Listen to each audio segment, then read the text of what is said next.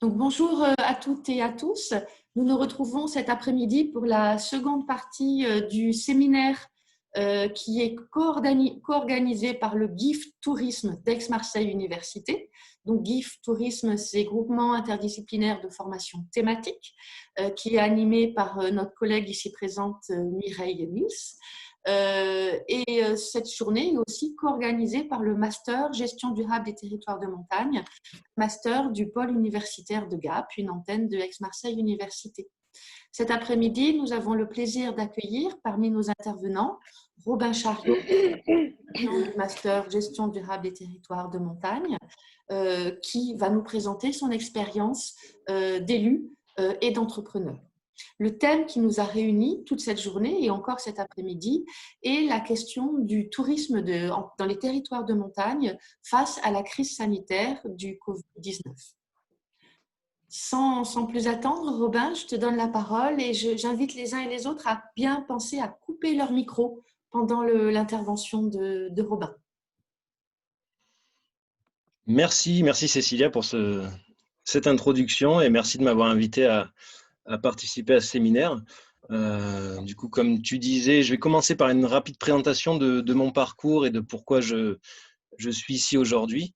Et après, donc, comme Cécilia a expliqué, je développerai un peu ma présentation en deux parties sur mon expérience professionnelle, à la fois en tant qu'entrepreneur donc dans les Alpes du Sud, et à la fois aussi en tant que, depuis peu, élu dans la commune dans laquelle je réside. Donc, c'est deux aspects un petit peu de la vie dans les territoires de montagne. Donc, mon parcours, il est un peu particulier.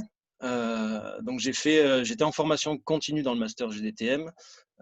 J'ai été issu d'une formation à la base d'ingénieur aéronautique. J'ai travaillé pendant 6 à 7 ans à Toulouse.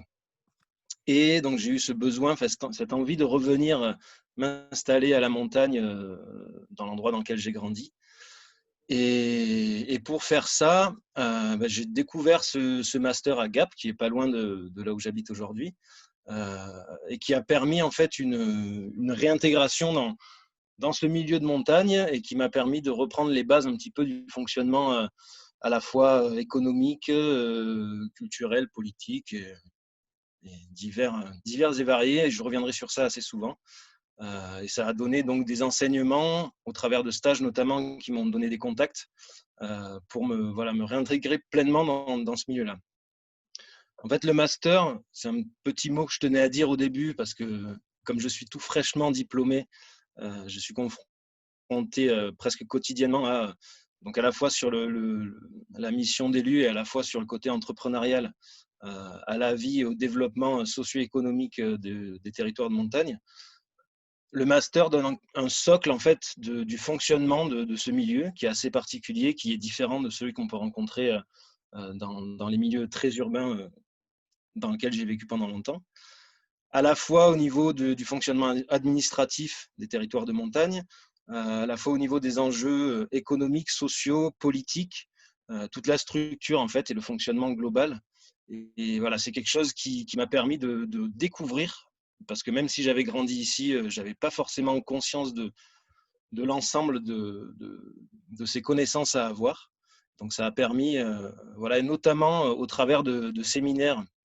Donc les séminaires sont très importants parce qu'ils permettent de rencontrer des gens de terrain, concrètement, qui donnent leur expérience et qui donnent voilà, une idée de comment fonctionnent réellement ces territoires.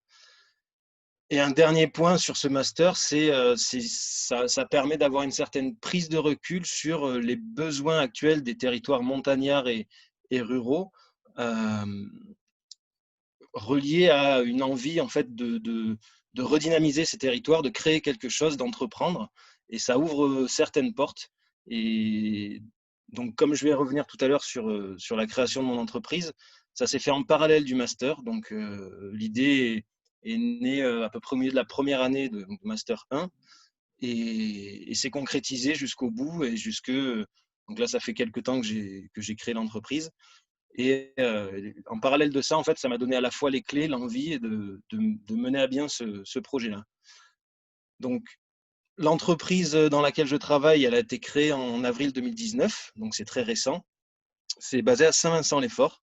C'est un petit village donc, du 04, des Alpes de Haute-Provence, donc pas les Hautes-Alpes, mais c'est pas loin de la frontière, donc ne vous inquiétez pas, on est assez voisins. Et elle est issue d'une volonté vraiment de se rattacher à une culture locale, à un savoir-faire local et surtout avoir des objectifs de développement économique vraiment ancrés sur le territoire avec des circuits courts, des liens entre les différents acteurs, etc. Et donc, pour spoiler, donc c'est une entreprise qui est spécialisée dans la fabrication de liqueurs, donc les liqueurs des Alpes, avec des produits spécifiques. J'expliquerai un peu tout à l'heure, ce sera en lien avec la partie de présentation sur l'entreprise et les relations qu'il peut y avoir avec le contexte, donc le sujet du séminaire, donc les risques, à la fois les risques naturels, mais aussi les risques socio-économiques par rapport à la crise que nous avons traversée. Et la deuxième partie un petit peu de ma présentation portera sur donc, le côté élu. Donc, j'ai souhaité aussi en lien avec ce master et les enseignements et la découverte en fait des enjeux qu'il y a dans les territoires de dynamisation. C'est ce qui m'a un peu poussé à prendre part à la campagne des élections municipales de 2020, donc, qui s'est déroulée en février-mars de l'année dernière. Et donc, je suis maintenant élu de la commune de Ubaye-Serponçon. Donc, c'est une commune qui regroupe 2 villages. C'est un regroupement de communes qui date de 2017. Donc, on est en plein là dans les sujets que vous pouvez découvrir dans le cadre de ce master. Et donc, c'est deux volets voilà, qui me mènent à un peu expliquer et parler de mon expérience que j'ai aujourd'hui. Donc, il y a 2 parties, la partie entrepreneur et la partie donc, élu des territoires. Je vais essayer tout au long de rattacher un petit peu ces 2 expériences, ces 2 activités donc au sujet avec les risques et qui sont vraiment spécifiques des territoires ruraux de montagne et particulièrement dans la période de crise sanitaire qu'on vit aujourd'hui parce que les impacts peuvent être d'autant plus importants et surtout les moyens mis à disposition des villages et des hameaux un petit peu abandonnés sont vraiment cruciaux pour la population. Donc, dans un premier temps, l'entreprise, donc la Vinciane. La Vinciane, donc, c'est une entreprise qui a été créée en avril 2019, comme je disais, et qui a vraiment comme volonté de s'ancrer sur un patrimoine culturel local, quelque chose qui existe, et donc qui a pour but de valoriser ces savoir-faire locaux en restant dans un circuit assez, vraiment, de développer le local. Donc je suis associé avec un ami d'enfance en fait, qui a eu un peu le même parcours que moi, qui était ingénieur et qui est revenu s'installer. C'était un peu le contexte qui a fait qu'on s'est lancé là-dedans. Et donc on exerce cette activité depuis 1 an et demi maintenant, un peu plus. Et on réussit, malgré les difficultés, le contexte, etc., à se développer et à vraiment créer quelque chose de viable. Donc, par rapport au sujet du séminaire, je vais aborder en 2 parties les expériences que j'ai pu avoir par rapport aux risques, parce qu'il y a vraiment une partie qu'on appellerait risque naturel. Alors, il faut savoir que dans la commune dans laquelle je suis, et c'est vrai pour beaucoup de communes, les risques naturels sont toujours présents en montagne, mais il y a des communes qui sont plus ou moins impactées. Comme vous avez sûrement dû le voir dans vos cours, il y a des communes qui sont sujets à des risques de lave torrentielle, d'avalanches qui pourraient atteindre des habitations ou des zones urbanisées. Là, ce n'est pas vraiment le cas. C'est vraiment le côté risque naturel, pas au sens catastrophe, mais au sens fragilité de l'activité et de la vie sociale vis-à-vis de l'environnement montagnard. Dans le cadre de notre stratégie d'entreprise, on a vraiment une volonté en fait de fonctionner avec la nature. Comme je disais, la création de cette activité, c'était d'utiliser un patrimoine local, d'utiliser des ressources locales avec l'environnement naturel que nous avions pour bien sûr faire des liqueurs. Mais ça passe par des cueillettes sauvages, des cueillettes de fruits, de plantes, de fleurs, etc., qui sont tous issus qu'on trouve dans les collines et les forêts avoisinantes. Donc, on a une très forte dépendance au niveau de l'activité au climat. Et donc, que ce soit simplement l'hiver, les gels tardifs, le froid tardif au printemps, en été, les sécheresses qui ont un impact sur notre activité de production et donc activité économique. Et on a donc un besoin d'anticipation à moyen et long terme sur notre activité, sur nos produits, sur la production, en fait, pour lisser nos actions et anticiper les ventes sur l'année, sur une année complète, malgré un fonctionnement qui est très saisonnier et qui est donc dépendant des aléas climatiques qu'on voit aujourd'hui. Et on se rend compte à notre toute petite échelle d'entreprise et avec seulement 1 an et demi d'expérience que l'évolution climatique actuelle a déjà un impact en fait sur les manières de fonctionner par rapport aux cueillettes qu'on peut faire, le développement des fleurs, des fruits. On a un décalage alors qui est aléatoire. J'ai pas envie de dire que c'est forcément le réchauffement, mais un peu un dérèglement par rapport aux expériences qu'on pouvait avoir de nos aînés, parce qu'on s'est beaucoup renseigné, sur une certaine régularité qui est en train de changer. Et ça rejoint en quelque sorte aussi un des enjeux de ce master, c'est d'anticiper un peu le monde de demain, d'après, avec l'évolution, toutes les évolutions qu'il va y avoir avec ce dérèglement climatique. Et même sur une petite activité comme la nôtre, qui peut paraître un peu banale et un peu trivial de fabriquer des liqueurs des Alpes et en fait, voilà, de vendre des digestifs, eh ben, rien qu'à ce niveau-là, on est obligé, et je pense que c'est nécessaire, de se pencher sur du moyen ou du long terme, sur comment gérer cette activité, comment évoluer et comment vivre avec ça pour faire en sorte que tout fonctionne au mieux et qu'on puisse se développer.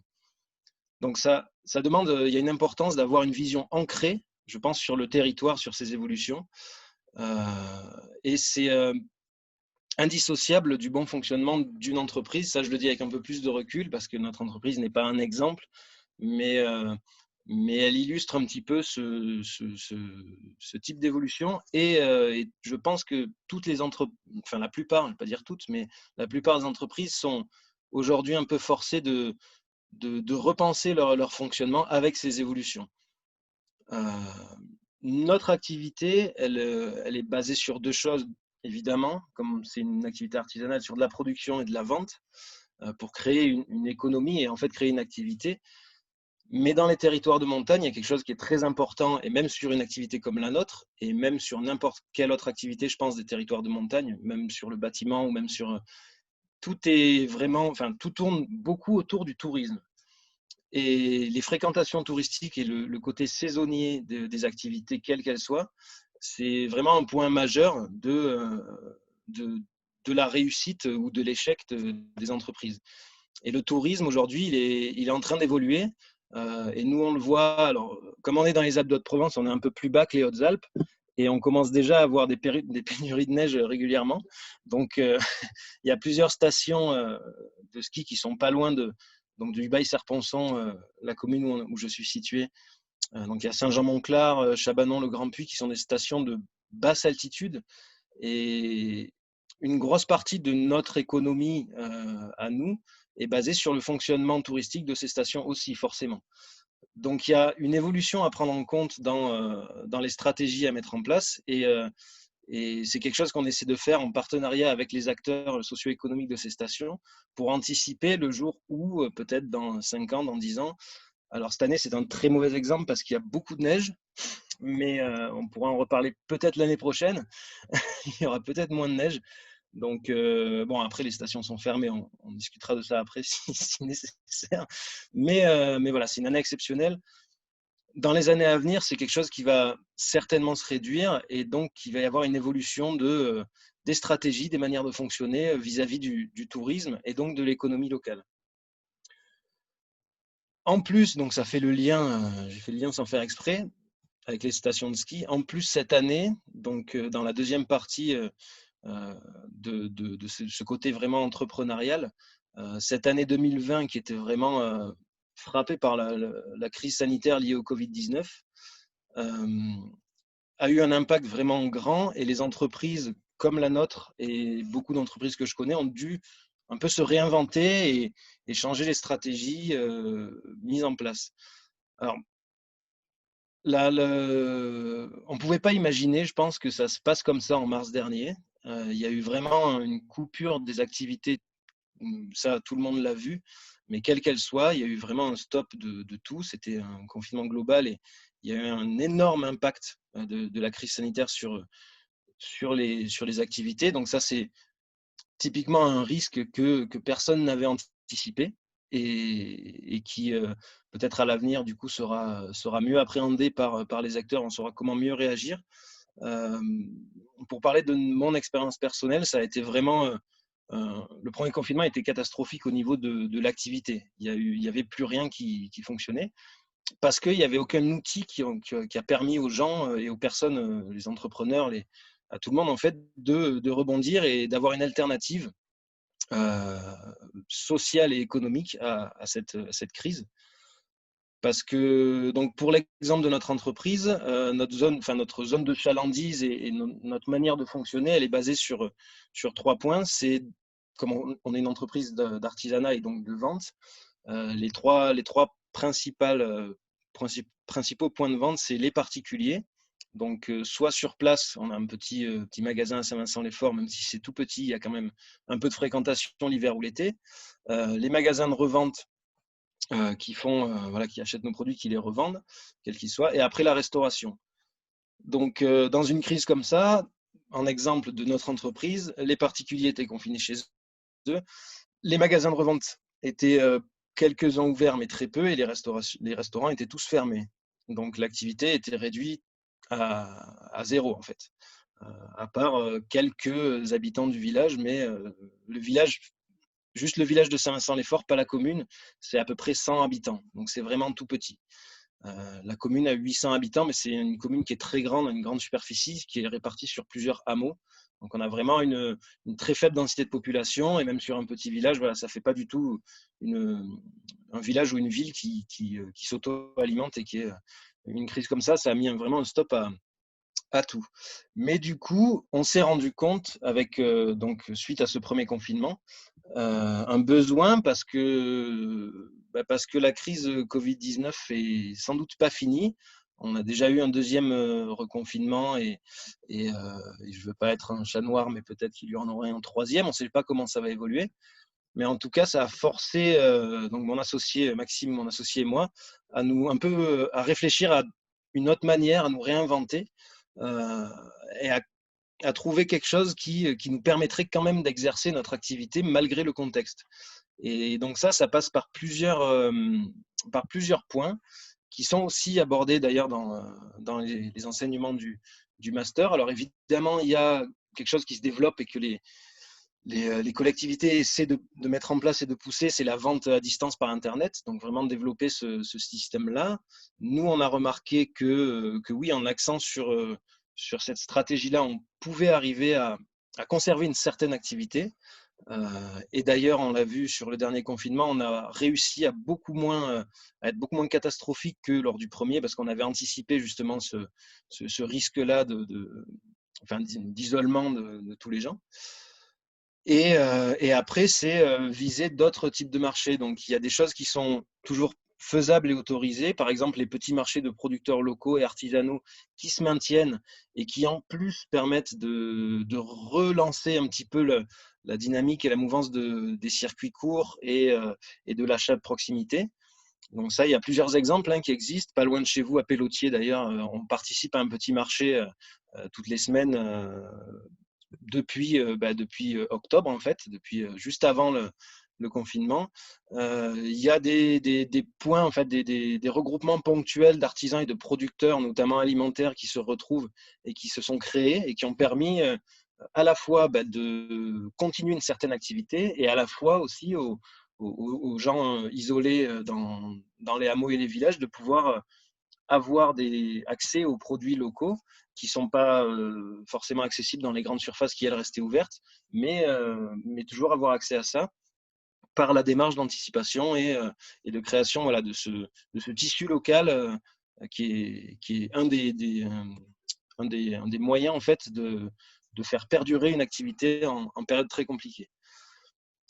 Un autre aspect de se réinventer qu'on a dû mettre en place suite à la crise donc Covid-19, c'est de réadapter en fait une offre. Toujours pareil, hein, je parle dans le cadre de notre entreprise qui a vraiment un objet particulier qui sont les liqueurs, mais ça peut être, je pense, adapté à beaucoup. C'est de réadapter son offre par rapport au contexte. Et on a donc essayé de faire des nouveaux types de produits, des nouvelles offres. Euh, à la fois sur des stratégies de vente ou sur du produit pur, pour vraiment viser les personnes qui étaient là au bon moment. Et ça fonctionne aussi.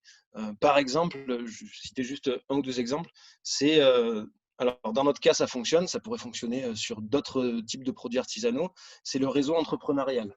Le réseau entrepreneurial, c'est quelque chose de très important où on n'y pense pas forcément à la base, surtout nous, on fabrique des liqueurs, on va plutôt penser que c'est des gens qui voudraient passer simplement une soirée, avoir quelque chose.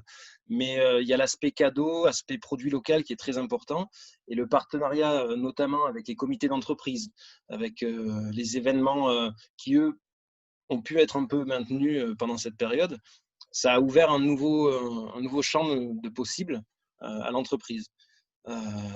Et voilà, donc c'est cet ensemble de renouvellement stratégique qui est dû, qui est forcé en fait par cette crise sanitaire qui fait évoluer et qui, je pense aujourd'hui avec du recul, nécessiterait qu'on essaie d'anticiper tous les types de risques, même les plus incroyables comme celui qu'on a traversé, pour avoir ben, un chemin sur lequel se reposer au cas où ça arrive. Donc ça, voilà, c'était la partie entreprise et ce qu'on a un peu vécu. Si vous avez des questions après, c'est quelque chose que j'ai pas du tout abordé parce que c'était pas le sujet du séminaire, mais je sais qu'il y a des enseignements sur ça, sur la création, la difficulté de création d'une entreprise en milieu rural, les avantages qu'on peut avoir, les aides. Si vous avez des questions sur tout ça, après, n'hésitez pas, j'essaierai d'y répondre. Je vais maintenant passer, parce que le temps passe très vite, sur la partie, donc la mission que j'ai aussi aujourd'hui, donc d'élu de la commune du Baye-Serponçon.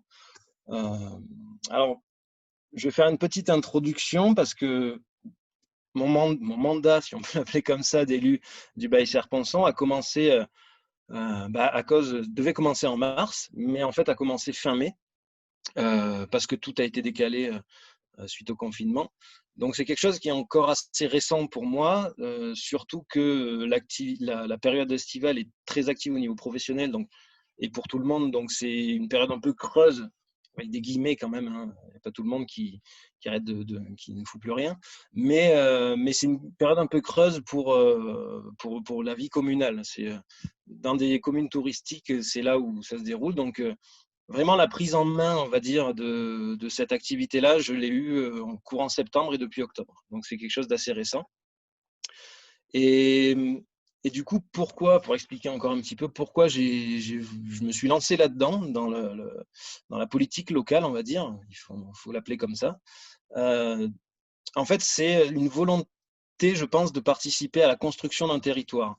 Et ça, c'est quelque chose que j'ai découvert aussi dans plusieurs enseignements de ce master, qui montre en fait tout le tissu administratif des territoires de montagne et les enjeux de développement durable ou développement raisonné, ça c'est choisissez le mot que vous préférez, mais en tout cas un développement qui est responsable vis-à-vis de l'environnement, parce qu'on a besoin de développement économique et touristique, mais aussi aujourd'hui on a un gros enjeu au niveau de la préservation de l'environnement et de l'écologie. Donc il y a beaucoup de choses à faire sur des territoires qui ont subi un exode rural il y a longtemps et qui aujourd'hui ont besoin de se redévelopper. Il y a beaucoup de choses, mais pour arriver à faire ça, il faut s'en donner les moyens. Et c'est en réfléchissant à ça que je me suis dit qu'un des meilleurs moyens peut-être pour agir pour le territoire, c'était de faire partie du monde des décisions.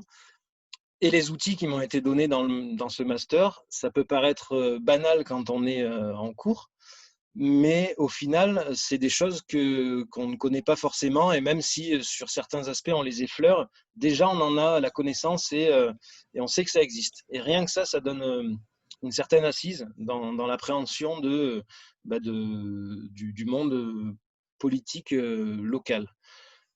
Les enjeux, ils sont, en tant qu'élu d'une commune, il faut savoir que énormément de choses de l'environnement dépendent, entre guillemets, aussi de vous, que ce soit les forêts, qui sont vraiment majoritaires dans nos territoires, même dans les Hautes-Alpes, euh, l'urbanisme qui est à certains endroits un petit peu, on va dire, fait de manière aléatoire, la gestion des risques.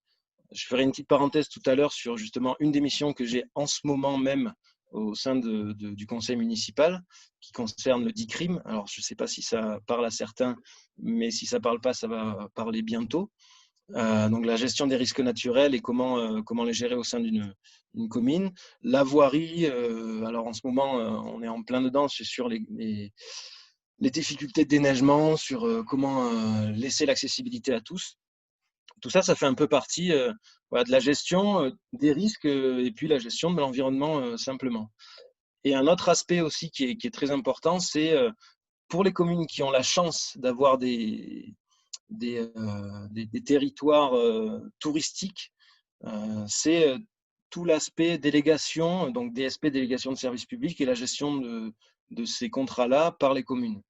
Et cet aspect-là, encore petite parenthèse et anecdote de mon expérience très récente, il y a un camping sur la commune dont la délégation a été renouvelée cette année. Et le fait d'arriver en tant qu'élu, j'aurais très bien pu ne pas le faire, mais arriver en tant qu'élu en connaissant le fonctionnement d'une DSP, le fonctionnement de gestion d'un espace public avec les différents modes, que ce soit une DSP, un AOT, une régie, et de connaître un peu le contexte, ça a beaucoup aidé. Donc j'ai pris part à la commission et ça a permis voilà, de vraiment être en plein dans la décision de la commune et donc de l'avenir du territoire. Une dernière chose qui aujourd'hui est assez importante, c'est donc la préservation, et après je reviendrai sur les risques enfin vraiment plus précisément et sur tout ce qui a eu lieu par rapport à la crise Covid-19. C'est la préservation de l'environnement et l'écologie.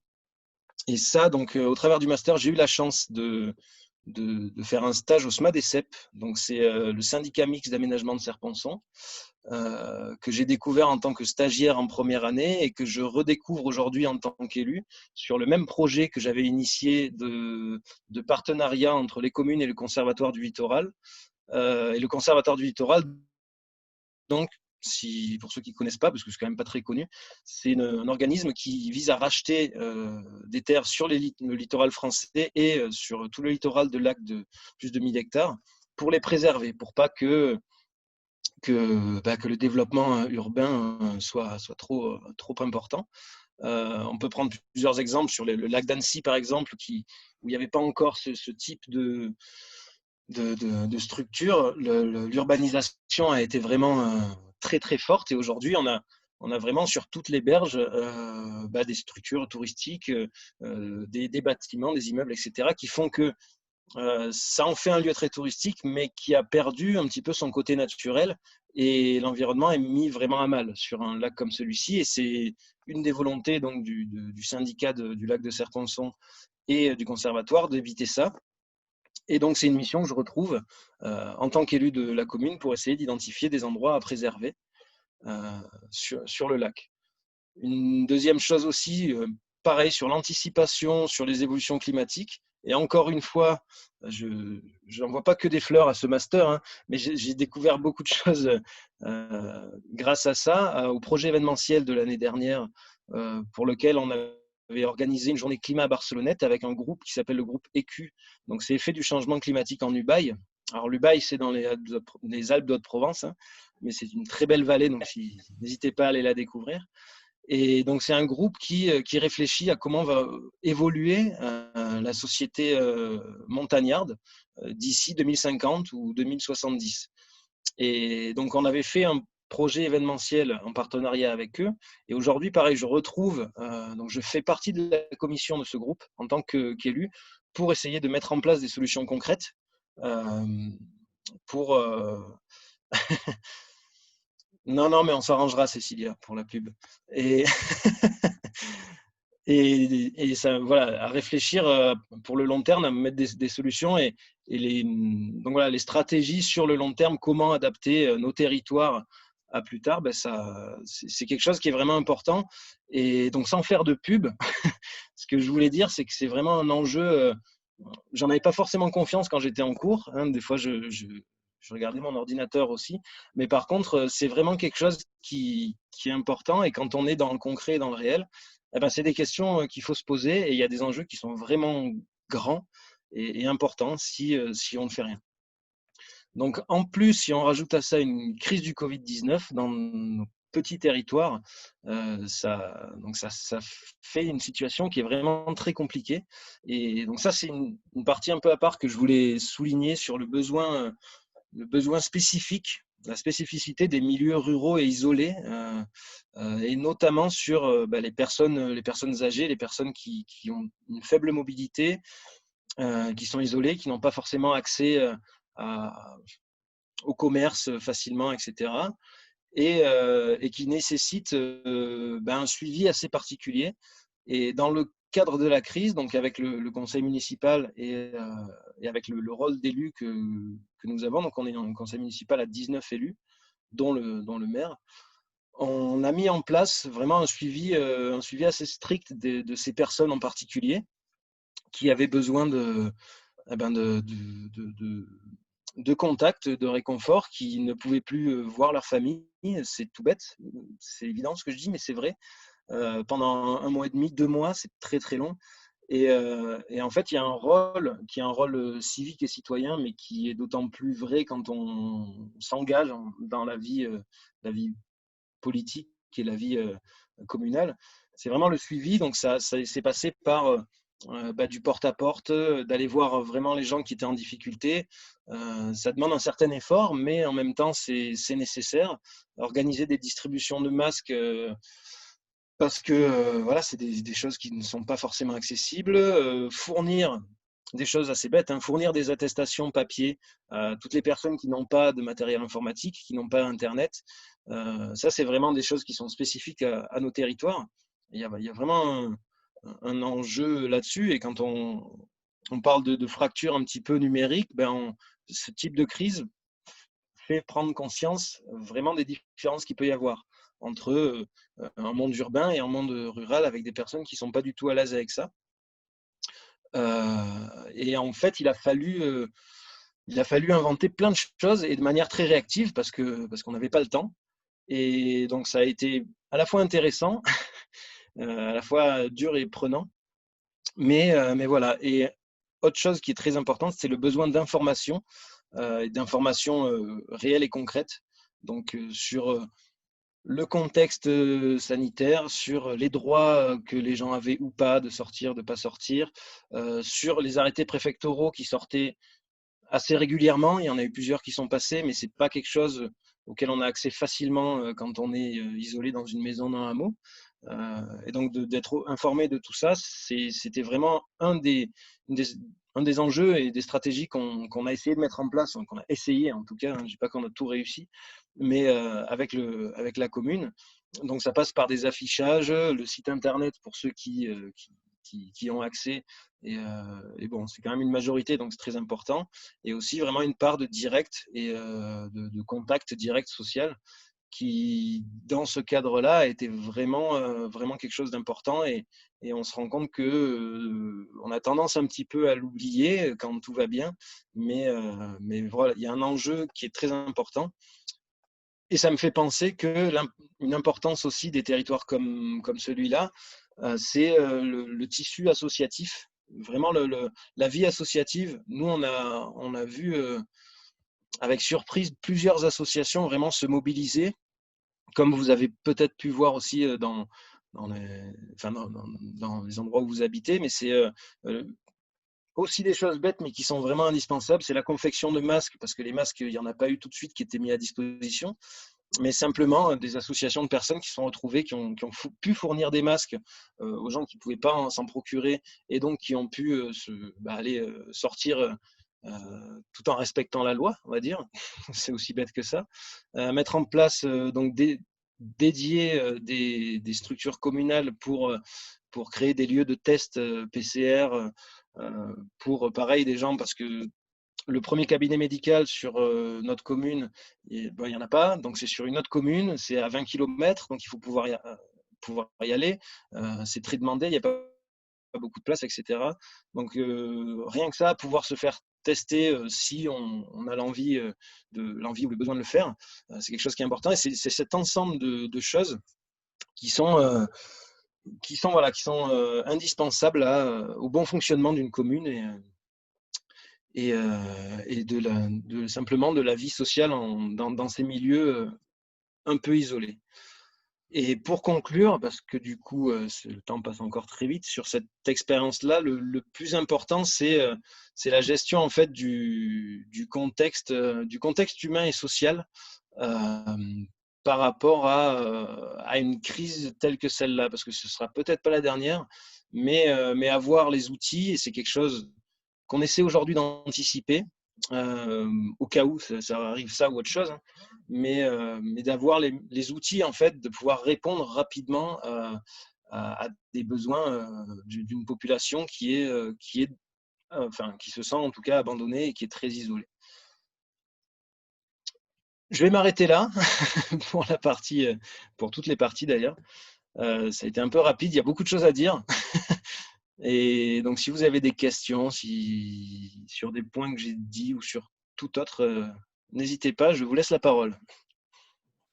Merci beaucoup, Robin. C'était vraiment très riche, très constructif, ton intervention. Et ce que j'ai beaucoup apprécié, c'est qu'en partant de ton expérience de terrain, tu as montré comment il y a des liens très forts entre des sujets qui peuvent paraître déconnectés, l'environnement, la santé, l'économie, l'humain, la structure.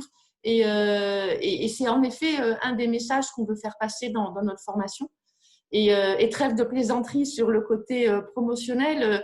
Quand on est enseignant, de façon générale, quand on est responsable de formation, c'est la plus belle des rémunérations qu'on peut avoir, que des anciens étudiants nous disent « Est-ce que vous nous avez enseigné ? Ça nous a été utile. » Et en plus, et là, je voudrais juste faire un petit clin d'œil, mais on a pas mal d'anciens étudiants du master gestion durable des territoires de montagne qui avant s'appelait métier montagne, qui sont aujourd'hui des élus de territoires de montagne. Élus municipaux, comme toi, Robin, on a le maire de Raboux, par exemple, et on est même monté assez haut puisqu'on a une députée, Pascal Boyer, qui est une ancienne étudiante de notre formation. Donc, alors peut-être que ça veut dire que notre formation, elle n'est pas tout à fait neutre politiquement, si on vous donne envie de glisser vers la politique, mais ce qu'on voit aussi d'expérience, c'est que la politique que vous faites, c'est une politique du territoire, c'est l'humain de territoire avant tout, et quelque part, c'est une réussite pour nous. Mais bon, je m'étale pas plus sur cette autosatisfaction, et dès maintenant, je vais donner la parole aux uns et aux autres pour poser vos questions. Très bien. Écoutez, merci beaucoup à toutes et à tous pour vos questions.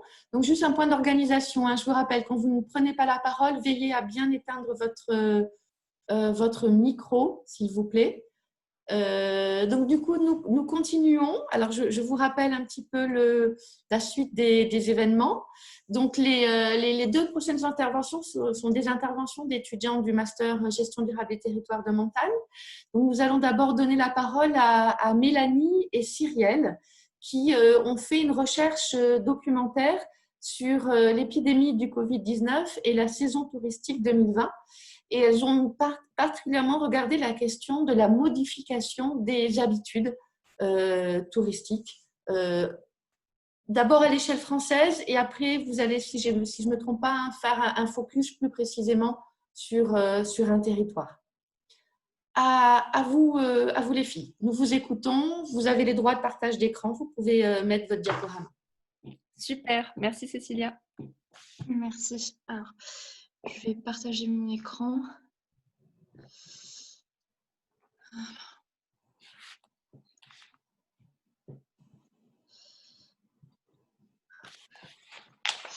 Est-ce que tout le monde voit mon écran? Oui, c'est parfait. Oui. Ok, super. C'est Très une bien. photo du Morgon, Du coup, de Morgon que vous nous avez mis, c'est ça? c'est ça, exactement. Totalement. Du coup, merci à vous tous déjà d'être présents et d'écouter notre petite intervention avec ma collègue Cyrielle. Donc nous, on va intervenir, comme nous disait Cécilia, sur l'épidémie du Covid et la saison touristique 2020. Et on fait un focus plus particulier sur est-ce qu'il y a eu une modification des habitudes et si oui, est-ce qu'elles sont de façon durable. Donc, pour commencer cette introduction, il nous a semblé pertinent en fait, de donner donc des chiffres clés du marché du ski, car c'est vrai, on s'est orienté sur le ski. Donc, concernant les dépenses en montagne, donc c'est environ 10 milliards d'euros, suivant l'étude de Skiforce, ce qui comprend aussi donc l'hébergement, la nourriture et les forfaits de ski. Et si on demande aux Français un petit peu leur vision du ski, il y a 79% des Français qui ont cette activité principale qui est donc le ski. On peut voir aussi que c'est très prisé des familles et que chaque année, de plus en plus de personnes viennent faire du ski selon les statistiques. Et le ski reste l'activité principale à 73%. Et donc, on retrouve bien derrière le ski de fond à 14%. Donc, ces données-là sont intéressantes parce que ce sont justement avant le Covid. Donc, voilà. Exactement. Et on laisse la parole à ma collègue Cyrielle. Merci, Matt. Et du coup, cette crise Covid, elle a tout remis en cause dans le champ du tourisme dans les Hautes-Alpes, comme partout en France. Et cette étude qu'on a menée est un constat actuel à l'instant T. Donc, c'est des données qu'on a relevées, notamment pour les dernières vacances qui ont eu lieu Noël et Nouvel An, auprès de différents acteurs qu'on vous nommera sur les stations de ski des Hautes-Alpes. Donc, dans un premier temps, on va évoquer plus généralement le tourisme en hivernal en France, les nouvelles tendances touristiques qui sont nées de la crise ou qui ont été encore plus renforcées du fait de la crise avec l'effet post-confinement, et le tourisme pendant le Covid, où ça en est actuellement, comme je vous disais, avec les données qu'on a. Et on vous fera participer un petit peu. Donc, restez bien éveillés sur demain, que va-t-il se passer d'après vous? Super. Donc, on commence donc avec le tourisme en France en 2019. Donc, avant le Covid, quelles étaient les motivations des touristes? Donc, selon une étude de TripAdvisor, les clients voulaient donc venir en famille et concilier l'histoire, les activités, les expériences plus ou moins innovantes. Donc, on retrouve aussi le bien-être qui est en forte progression et aussi les activités outdoor. Et ça, c'était avant, Mélanie. Donc, est-ce que tu Exactement. peux nous parler un petit peu de maintenant? Bien sûr. Donc, la France, il faut savoir que c'est la deuxième destination mondiale en ski, derrière l'Autriche et après nous, donc il y a les États-Unis. Et donc, ce qu'on constate avec justement l'arrivée de la crise sanitaire, ça va être dans des nouvelles habitudes des Français, avec une augmentation des assurances logement, véhicules et santé. Il va y avoir aussi plus de séjours courts, de l'e-tourisme et du tourisme de proximité. Donc, tout ça sera développé par ma collègue un peu plus tard. Et en montagne, donc, les personnes recherchent aujourd'hui vraiment une ambiance, un confort, une facilité d'accès et de mobilité. Ça va être plutôt un confort de vie. Mais avant de parler des nouvelles tendances, tu vas quand même nous aborder un peu les problématiques liées au tourisme dans les Hautes-Alpes, notamment quand on sait que, par exemple, cet été, on a eu 300 000 personnes par jour sur les pics les plus forts, sur les vacances de juillet. Exactement. Les problématiques liées au tourisme ont été développés ce matin, c'est vrai, par Monsieur Bourdeau, mais on peut les rappeler très rapidement. Donc, ça va être tout ce qui est surpollution, surtourisme, avec notamment cet imaginaire en retrait qui est lié aux réseaux sociaux, avec cette idée de vouloir faire comme tout le monde, aller là où ils sont pour faire les plus belles photos et montrer ça à tout le monde, avec notamment une recherche de fortes expériences. Et donc, pour expliquer justement cet aspect d'expérience, avec le confinement, il y a eu aussi donc la micro-aventure qui a été très très développée. Donc, qu'est-ce que la micro-aventure? C'est Alain Fraise, le créateur du terme, qui le voit comme quelque chose de plus petit, atteignable pour des gens normaux avec des vies normales. Donc, avec ce confinement, ça nous a donc permis de rester près de chez nous, mais aussi, le voir d'une manière, ce n'est pas une recherche de performance, mais plutôt de sensation et d'expérience. Donc, avec encore une fois ce confinement, ça a développé un tourisme sur notre propre territoire, donc avec le terme de staycation, rester chez soi. Et comme l'a aussi développé Monsieur Bourdeau ce matin, on a de plus en plus une éthique sur l'écologie avec des personnes qui prennent de moins en moins l'avion, car il va y avoir ce concept de shame flying. Qu'est-ce qui s'est aussi développé? Ça va être donc soit l'hyperconnexion et l'hyperdéconnexion. Donc, c'est un tourisme binaire où on retrouve de plus en plus des sites qui proposent des séjours détox sans notre téléphone, sans réseaux sociaux, ou à l'inverse, ça va être justement des séjours où on va être dans le partage à fond. Il y a une petite anecdote qui me fait penser à ça, c'est par exemple sur l'Everest, il est possible d'avoir accès à la Wi-Fi pour $50 et donc envoyer des photos dans l'instant T à nos amis. Enfin, voilà, c'est juste la petite anecdote à laquelle je pense et ça me fait penser à ça. Voilà. On va retrouver aussi le green tourisme. Donc, c'est le tourisme utile pour satisfaire la quête de sens avec des enjeux sociaux, environnementaux, éthiques et environnementaux. Et donc, on retrouve aujourd'hui 35% des touristes qui cherchent des vacances éco-responsables en quête de sens. Et notamment nos nouvelles générations qui veulent être moins dans la société de consommation et plus dans quelque chose de réel et partage de valeurs. Donc, je vais laisser la parole à Cyril qui va nous développer le tourisme en plein Covid. Alors, la question qu'on s'est posée avec Mélanie, c'est est-ce que la population de l'année dernière en même période est la même que cette année? Eh bien, pas exactement. Donc, après un entretien avec l'office de tourisme de la station des Ors et avec l'office de tourisme de la station Laguiole, ils nous ont confirmé, et ils se retrouvaient vraiment dans ce témoignage, que les principaux types de population qu'on va retrouver, c'est notamment les habitués. Donc, les habitués qui viennent régulièrement, pas forcément ceux qui ont une résidence secondaire, mais aussi parce qu'il y a un attachement affectif et aussi un lien de solidarité à vouloir soutenir l'économie locale qui va à mal dans notre région. Voilà. Donc, c'est limite un peu un acte militant de se dire je viens quand même, pas de ski alpin, on fera autre chose.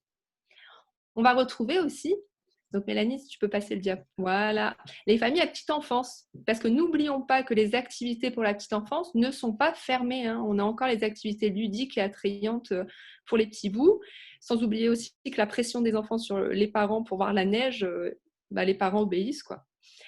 Et du coup, par contre, on a un mode de consommation qui va être différent, où on va être plus sur du court séjour, sur de la dernière minute, et avec la volonté, une question qui revient souvent, c'est un système de soins qui est proche pour anticiper.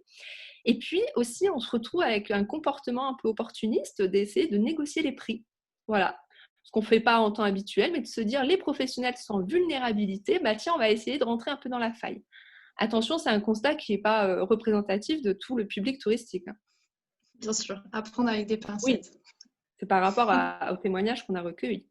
Donc, sur le prochain diapo, on va parler des locaux. Donc, M. Bourdeau l'a abordé, la dette aussi. Bon, on va le rappeler, on l'avait déjà fait, tant pis. Donc, les locaux qui sont très présents, qui investissent et réinvestissent leur territoire. Et finalement, cette crise sanitaire, alors même si, attention, c'est anxiogène, hein, parce qu'on ne peut pas anticiper l'avenir ni le prévenir, hein, et ben, c'est aussi une opportunité. Parce que du coup, au lieu de fuir le tourisme de masse qui abonde sur les stations de ski, et ben, les locaux vont réinvestir leur nature en toute quiétude. Et ça a aussi un impact écologique plutôt intéressant, hein, le fait de ne pas avoir autant de mobilité et de flux touristiques. Voilà. Et c'est la Gueule aussi qui nous confirmait ça, du coup. Un public très localisé, donc un tourisme local de proximité. En termes de recherche touristique, est-ce qu'il y a eu des changements ou pas par rapport au pré-Covid?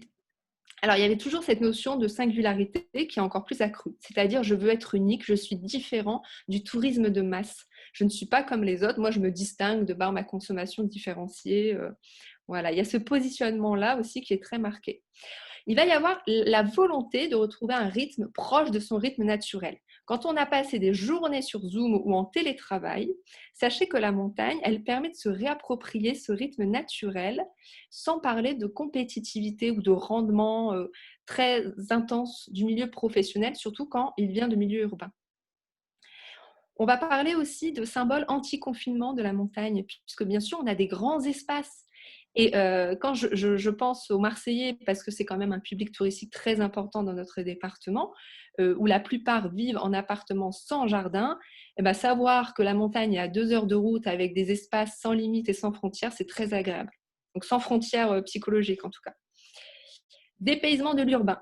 Donc la montagne, elle ne ment pas, elle est authentique. Elle n'est pas comme le milieu urbain sur publicité, avec un marketing qui est présent partout dans les centres-villes.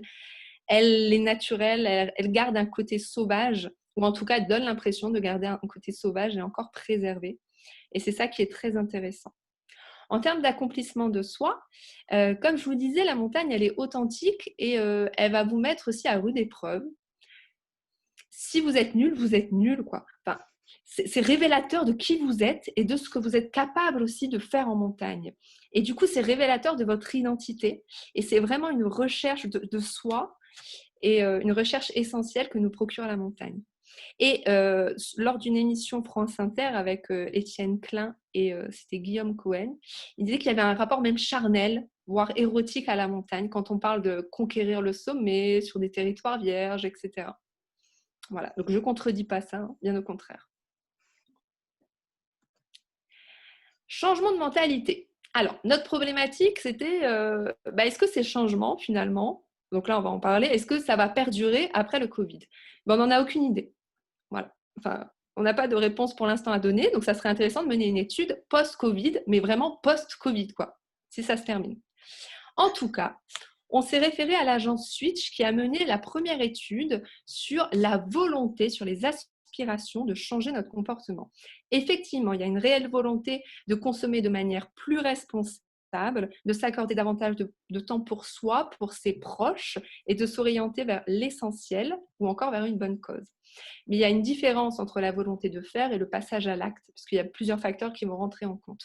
Mais en tout cas, c'est déjà très intéressant d'analyser ça. Totalement. Et donc, qu'en est-il du touriste de demain? Alors, le touriste de demain, est-ce qu'on va rester sur un gros stéréotype qui est encore bien ancré sur notre territoire, c'est-à-dire le Marseillais qui vient polluer, opportuniste, désagréable, face au Haut-Alpin qui est rustre, nonchalant et radin? Eh bien, finalement, on a quand même une belle évolution du tourisme en termes de profil, c'est-à-dire que demain, le touriste, et encore, même aujourd'hui, j'ai envie de dire, se sent davantage concerné. Il a vraiment une volonté de s'immerger dans la vie locale et du coup, il va se renseigner avant, il va faire la démarche de se renseigner, de s'impliquer davantage. Ça sera un touriste qui se voudra plus conscient de ses responsabilités et de son impact environnemental sur ses choix en termes de mobilité et d'activité. Un touriste aussi qui aura une approche plus collective. Attention, j'ai dit collectif, pas de masse. C'est-à-dire la volonté d'avoir un rapport à l'humain, d'avoir des échanges riches, et surtout quand on a vécu le confinement isolé de tous. Curieux, où là on va se renseigner avant de venir et surtout on va vouloir se cultiver. Et c'est là que le tourisme scientifique ou encore le tourisme patrimonial sont des bons leviers ici en territoire de montagne. et communicant. Parce que comme tu l'as dit, on est hyper connecté et le touriste, c'est le premier vecteur de pub de notre région.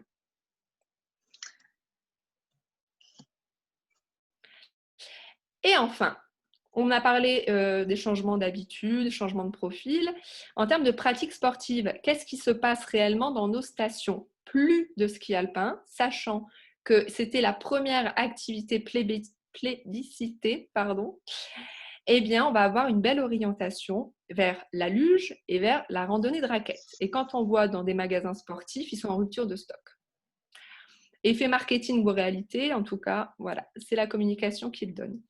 Et effectivement, c'est des activités qui ont un impact écologique moindre, mais qui ne rapportent pas grand-chose, en tout cas au secteur touristique en termes propres. Mais ce qui est florissant, ça va être le ski de fond, où là, on a plus de 30% d'activité, on a un regain d'activité. Et voilà, là, c'est une belle opportunité. Le ski de randonnée, on va en parler après, parce qu'on a été rencontrer le PGHM de Briançon. Donc, ces données-là, ça nous a été fourni par l'Office de tourisme des Ors, où ils nous ont aussi dit qu'en termes de fréquentation, ils n'étaient plus qu'à 34% par rapport à l'année dernière, où ils étaient à 80%. Ne serait-ce que pour Noël et Nouvel An. En effet. Et pour faire une petite aparté sur ce que tu dis, Cyrielle, j'ai pu écouter donc sur France Inter la chronique du tourisme de Philippe Lefébure. Et donc, il y avait donc plusieurs intervenants à cette chronique-là. Et donc, pas mal de gérants de stations disaient que ces activités secondaires qui apportent beaucoup de choses positives pour la nature ne rapportent pas du tout le même chiffre d'affaires pour la station. Donc, ça ne va pas du tout être le même ratio dans le sens où la station de base aura beaucoup plus de paires de ski alpin que des paires de ski de randonnée ou de ski de fond. Donc, c'est sûr que là, il va y avoir vraiment un gros décalage entre ces différents secteurs. Et il disait aussi qu'ils avaient vraiment peur que ce soit une année blanche pour eux, alors que l'or blanc, cette année, est très présent. Et comme on le voit, il y a des records partout cette année. Voilà, ce petit contraste que je voulais apporter.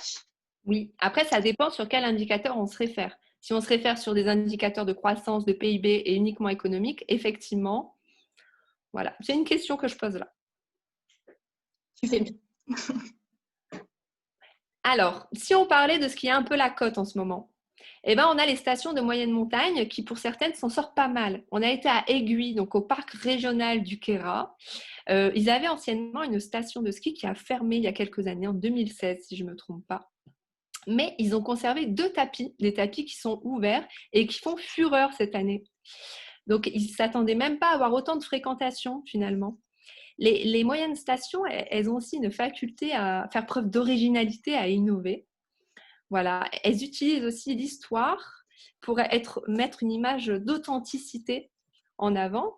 Surtout qu'elles ont une qualité, c'est à échelle humaine. On n'est pas sur du tourisme industriel ou des grandes stations énormes où on se perd et on se retrouve plus soi parce qu'on est tellement entouré de monde. Et voilà. Du coup, c'est vraiment très attrayant finalement cette année, ces stations de moyenne montagne. Alors, justement, ce que tu disais un petit peu avant, Cyrielle, c'est qu'aujourd'hui, on va dire, faire du neuf avec du vieux, en fait. Donc, avec toutes ces remontées mécaniques qui sont fermées, on va avoir des chevaux de nouveau qui attellent. Il va y avoir donc la luge, toutes ces choses-là, en fait, qui n'avaient pas du tout la cote. Et donc, voilà, on peut se demander, d'une façon un peu humoristique, quelle est la photo d'antan et d'aujourd'hui. Voilà, c'est la petite touche. Oui, finalement, le simple et l'authentique, eh ben, ce sont des belles ressources qui sont présentes sans besoin de promoteurs immobiliers. Voilà. Alors là, on avait une belle vidéo d'un secouriste qu'on a interviewé à Aiguille, mais malheureusement, petit aléa du direct, on n'a pas de son. Donc, vous pouvez voir l'image, mais pas le son. On vous mettra le lien si vous voulez. Ouais. Si vous voulez quand même regarder la vidéo, il n'y a pas de souci, on vous mettra ça. Bon, globalement, il met des mots sur ce qu'on vous a dit exactement, sur son vécu au quotidien, de dire que effectivement c'est génial, même si ça lui fait du travail davantage par rapport à la fréquentation, que le public principal qui a aiguille, c'est des secondaires et des kérassiens qui viennent sur leur territoire. Voilà. Donc c'était assez intéressant de le rencontrer. Et puis, ce qui est intéressant, c'est que ce sont les locaux qui parlent vraiment de leur territoire et qui le vendent. C'est peut-être pas forcément les touristes. Hein. Parce que si les locaux adoptent leur territoire avec toutes les activités qu'il y a derrière, bah, du coup, ça marche quasiment à chaque fois. Donc ça, c'est intéressant aussi. Et oublions pas aussi que quand on voit le tarif des forfaits du ski alpin, on est quand même... c'est pas accessible à tous. On est une famille, on est un étudiant. Un forfait de ski alpin, c'est quand même très important. Et du coup, le fait d'avoir ces différentes de pratiques et cette diversification d'activités qui était déjà présente et qui est mise en valeur maintenant, et ben, ça renforce aussi l'accessibilité, je trouve, par des tarifs qui sont moindres par rapport au ski alpin. Même des personnes qui n'avaient pas forcément l'habitude de venir en montagne. Oui. Et donc, on rebondit sur la prise de risque. Et oui, et du coup, on a contacté avec Mel le PGHM de Briançon. On leur a posé quelques questions. J'avais un jugement, je me suis dit, le ski de randonnée, du coup, tout le monde s'y met parce qu'effectivement, ça fleurit. Et du coup, il doit y avoir beaucoup plus de prise de risque, donc plus d'intervention, vu qu'il n'y a plus de ski alpin avec des itinéraires balisés, sécurisés. Eh bien non, bien au contraire. Moins de fréquentation, moins d'intervention, surtout que les stations, elles ont mis en place des pistes de ski de randonnée balisées et sécurisées. Voilà, donc même pour les débutants. Et que la plupart font appel à des guides. Donc, ils ne trouvent pas particulièrement de problématiques. Au contraire, ils s'ennuient en cette saison. Voilà. Et donc, pour faire un peu référence aussi aux interventions que nous avons eues hier, de Maude Vampoul et de Marion Poitevin, qui nous ont parlé de l'accidentologie en montagne, et en disant aussi l'article a été fait sur l'accidentologie des sports de montagne de Soulet et autres personnes en 2014, on se rend compte que ça va être surtout en randonnée à pied, en alpinisme et aussi en VTT qu'il va y avoir le plus d'accidents. Et ce n'est pas forcément les débutants ni les touristes qui vont déclencher des avalanches, ça va être surtout les experts. Et pourquoi les experts? Parce qu'on va avoir donc, ces biais cognitifs avec cet aspect de je connais, je me connais aussi, je connais mes limites et donc j'ai pas peur et là je maîtrise quand même le moment et c'est là justement où il peut y avoir cet effet summit effect de peu importe les conditions, je fonce et je veux atteindre mes objectifs. Et en disant ça, je fais un peu parallèle au cours de Cécilia sur la prise de risque, bien évidemment. Voilà. Et donc, on s'est amusé sur la route entre Embrun et Guillestre. C'était un jour où il neigeait fort à filmer du coup quelques prises de risque aussi, autant des touristes que des locaux. Hein. Je vous laisse regarder les deux petites vidéos. Il n'y a pas besoin d'avoir du son.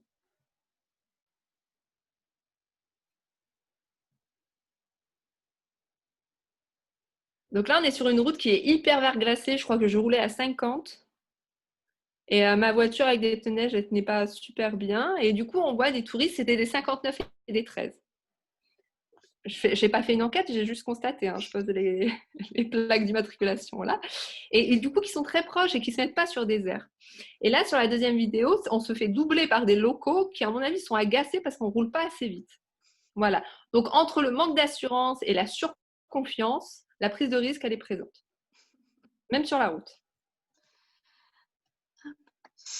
Et donc, pour terminer notre intervention, donc, qu'est-ce qu'on peut retenir de tout ça? Donc, c'est qu'il y a eu quand même une dynamique territoriale qui a été mise à rude épreuve.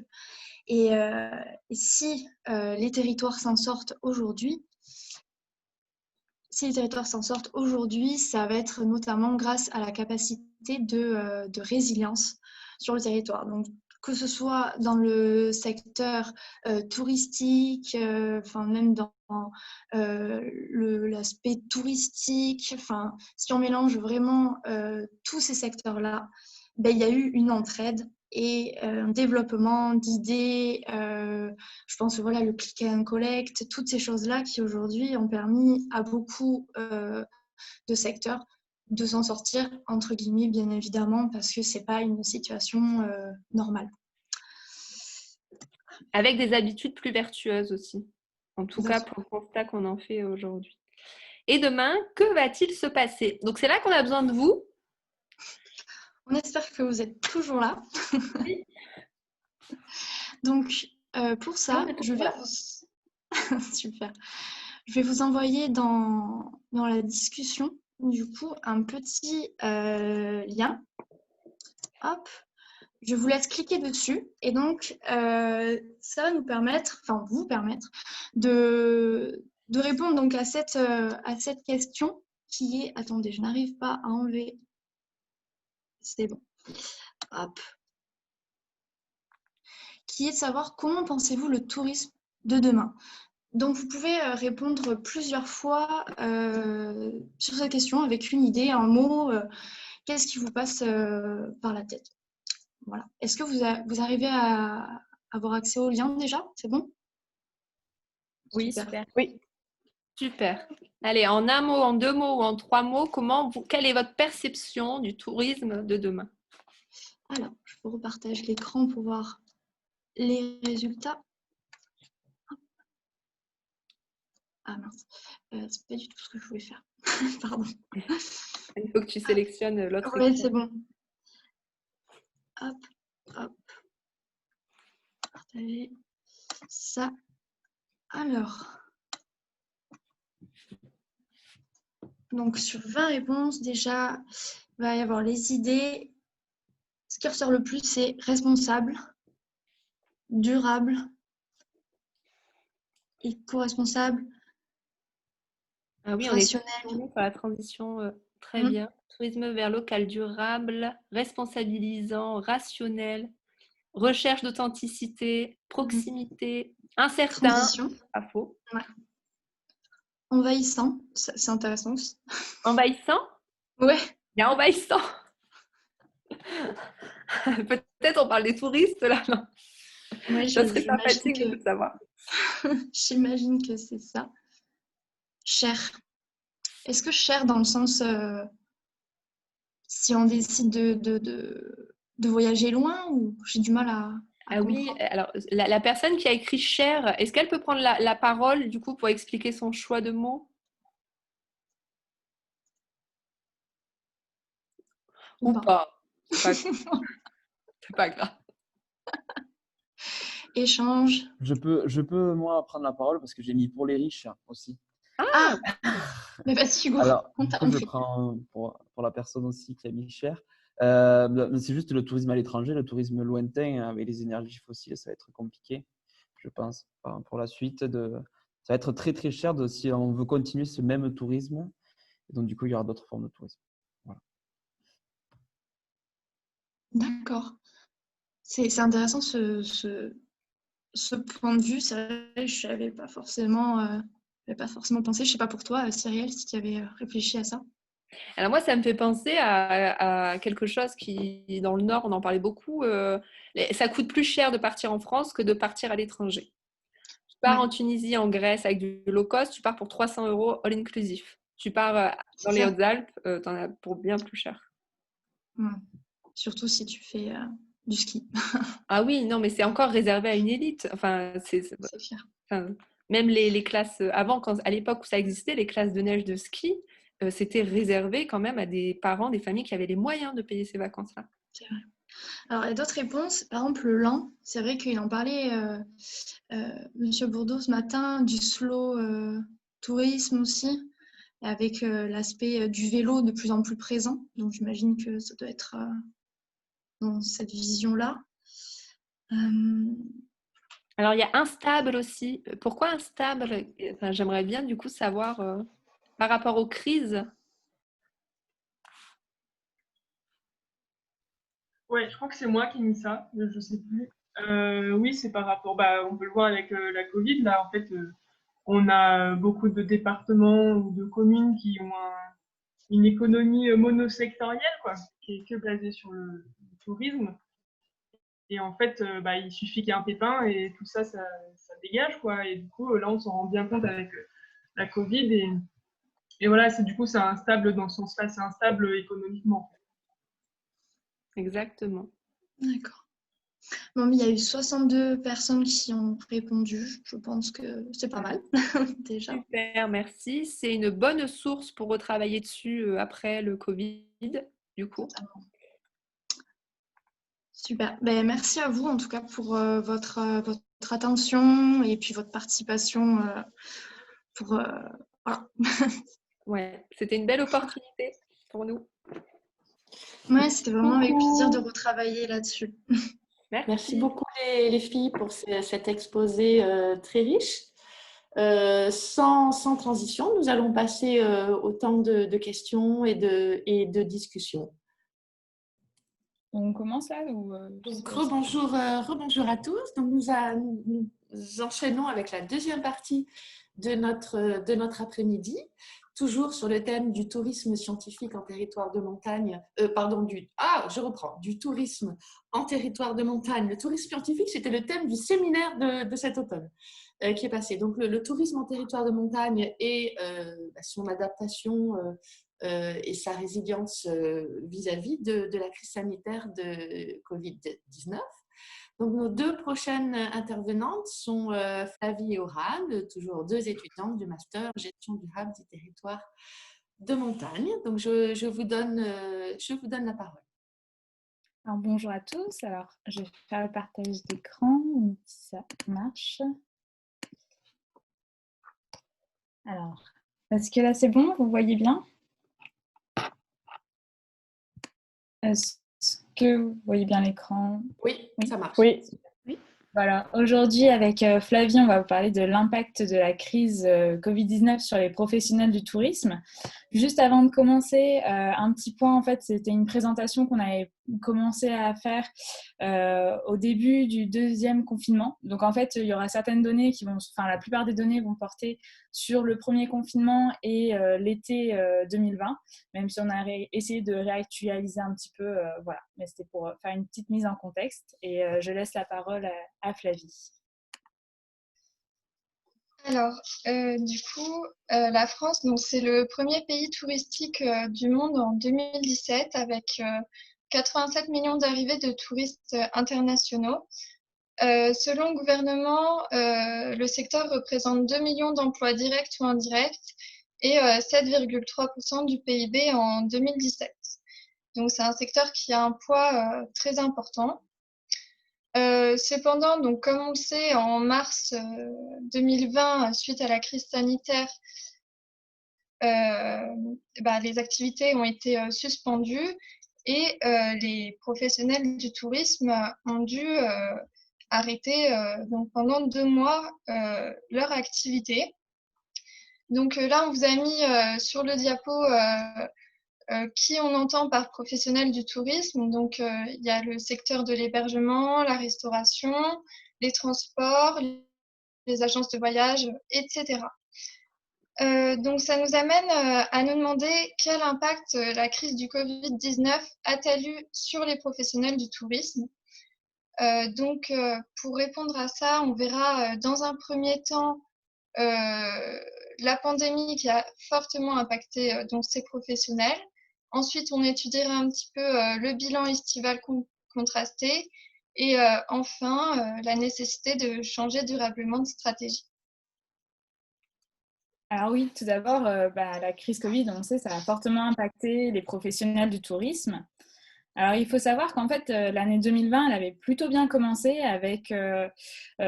pour le secteur du tourisme, avec des hausses de fréquentation dans certains secteurs, comme on peut le voir ici sur le graphique. En fait, c'est l'année 2020 par rapport à l'année 2019, où on voit que c'est au-dessus de la moyenne, notamment pour le secteur de l'hôtellerie et de la restauration jusqu'à février, et qu'à partir de mars et donc du début du confinement, on a une chute drastique du chiffre d'affaires. Et en fait, cette chute, elle est liée à des mesures importantes qui ont été prises par le gouvernement, comme on le sait tous, notamment l'arrêt des activités non essentielles, la fermeture des frontières et l'interdiction de se déplacer. Donc, d'après l'Observatoire français des conjonctures économiques, ils estimaient qu'en fait, en 1 mois de confinement total avec fermeture des frontières, c'était une perte qui était équivalente à 14 milliards d'euros. On a essayé de prendre quelques exemples avec des secteurs concrets pour voir un petit peu ce que ça a représenté, un petit peu ce confinement et cette situation exceptionnelle pour leur économie. Et donc, on a pris notamment l'hébergement marchand qui, on a vu donc sur l'année 2020, a eu des pertes qui ont été d'environ 150 millions de nuitées, ce qui représente une perte équivalente à 36% de leur chiffre d'affaires. On voit ici un autre graphique de l'INSEE où on voit que pareil, jusqu'en février, ils avaient un chiffre supérieur et hop, à partir de mars et du confinement, on a eu une chute importante du chiffre d'affaires qui s'est prolongée en fait dans le temps. Et également, un autre secteur qui a fortement souffert de cette crise, c'est le secteur des voyagistes et des agences de voyage, avec notamment une baisse des réservations qui s'est fait très rapidement pour la saison de printemps et d'été, avec également une forte demande d'annulation liée à des touristes qui avaient peur en fait, de partir, notamment à l'étranger, et une incertitude assez importante sur l'avenir. On peut aussi noter que, par exemple, sur la période du 16 au 31 mars, les ventes de prestations de voyage ont plongé de 97%, ce qui équivaut en fait à un arrêt total des activités. Et depuis le deuxième confinement et la possibilité d'avoir un troisième ne doit pas remonter le moral de ces professionnels. Donc, on a essayé de voir un petit peu ce que pensait concrètement un directeur d'agence de voyage. Donc ici, c'est Serge Poujol, directeur de l'agence de voyage Semelle au Vent, qui organise notamment des séjours en randonnée et à vélo électrique et qui nous donne un petit peu son avis sur le premier confinement. Alors, un premier point sur, bien sûr, bousculer complètement dès le début de l'année par rapport à nos séjours, sachant qu'on avait beaucoup de séjours.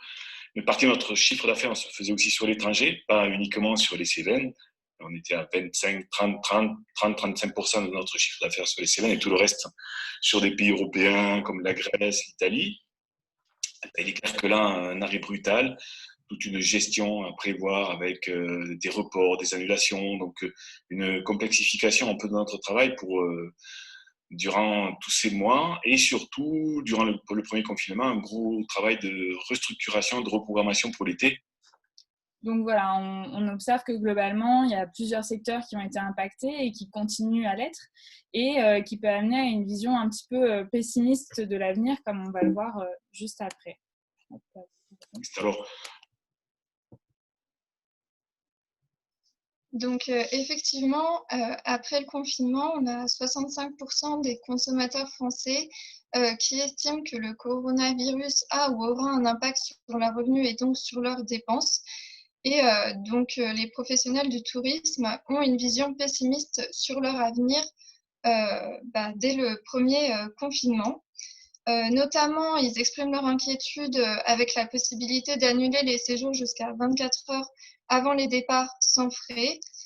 Il y a également une enquête réalisée par le CNAM et l'ESTUA en mai 2020 où 13% se déclarent en faillite ou en fermeture permanente et 41% estiment la saison perdue.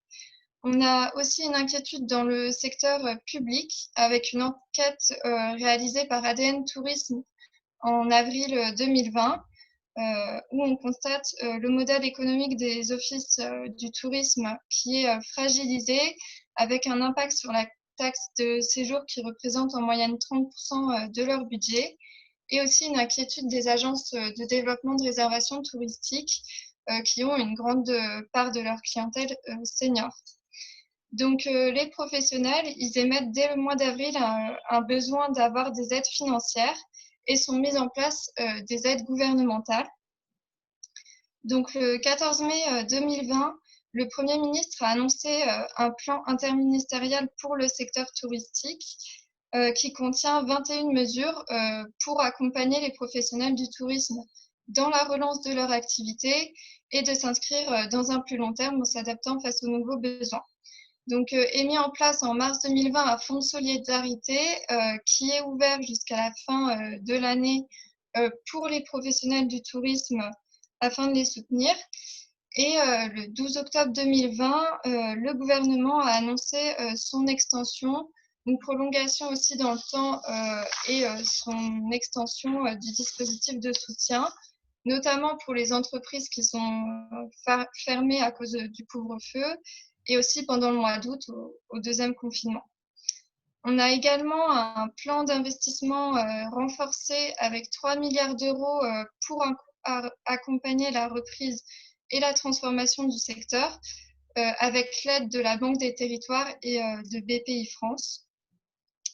Et enfin, concernant les stations de ski, il y a également des aides qui ont été mises en place avec la compensation de 70% des charges fixes liées à l'exploitation des remontées mécaniques, l'accès au fonds de solidarité aussi pour les commerces qui dépendent de la saison du ski et pour les moniteurs de ski qui peut monter jusqu'à 10 000 euros et l'activité partielle qui est prise en charge à 100%. Et donc, ces mesures, elles sont élargies aux communes de vallée qui dépendent des stations. Et donc, maintenant, on va voir un petit peu le bilan estival pour l'été 2020. Donc, contrairement aux craintes de début d'année, les Français sont quand même partis en vacances durant l'été en optant pour la plupart de rester en France.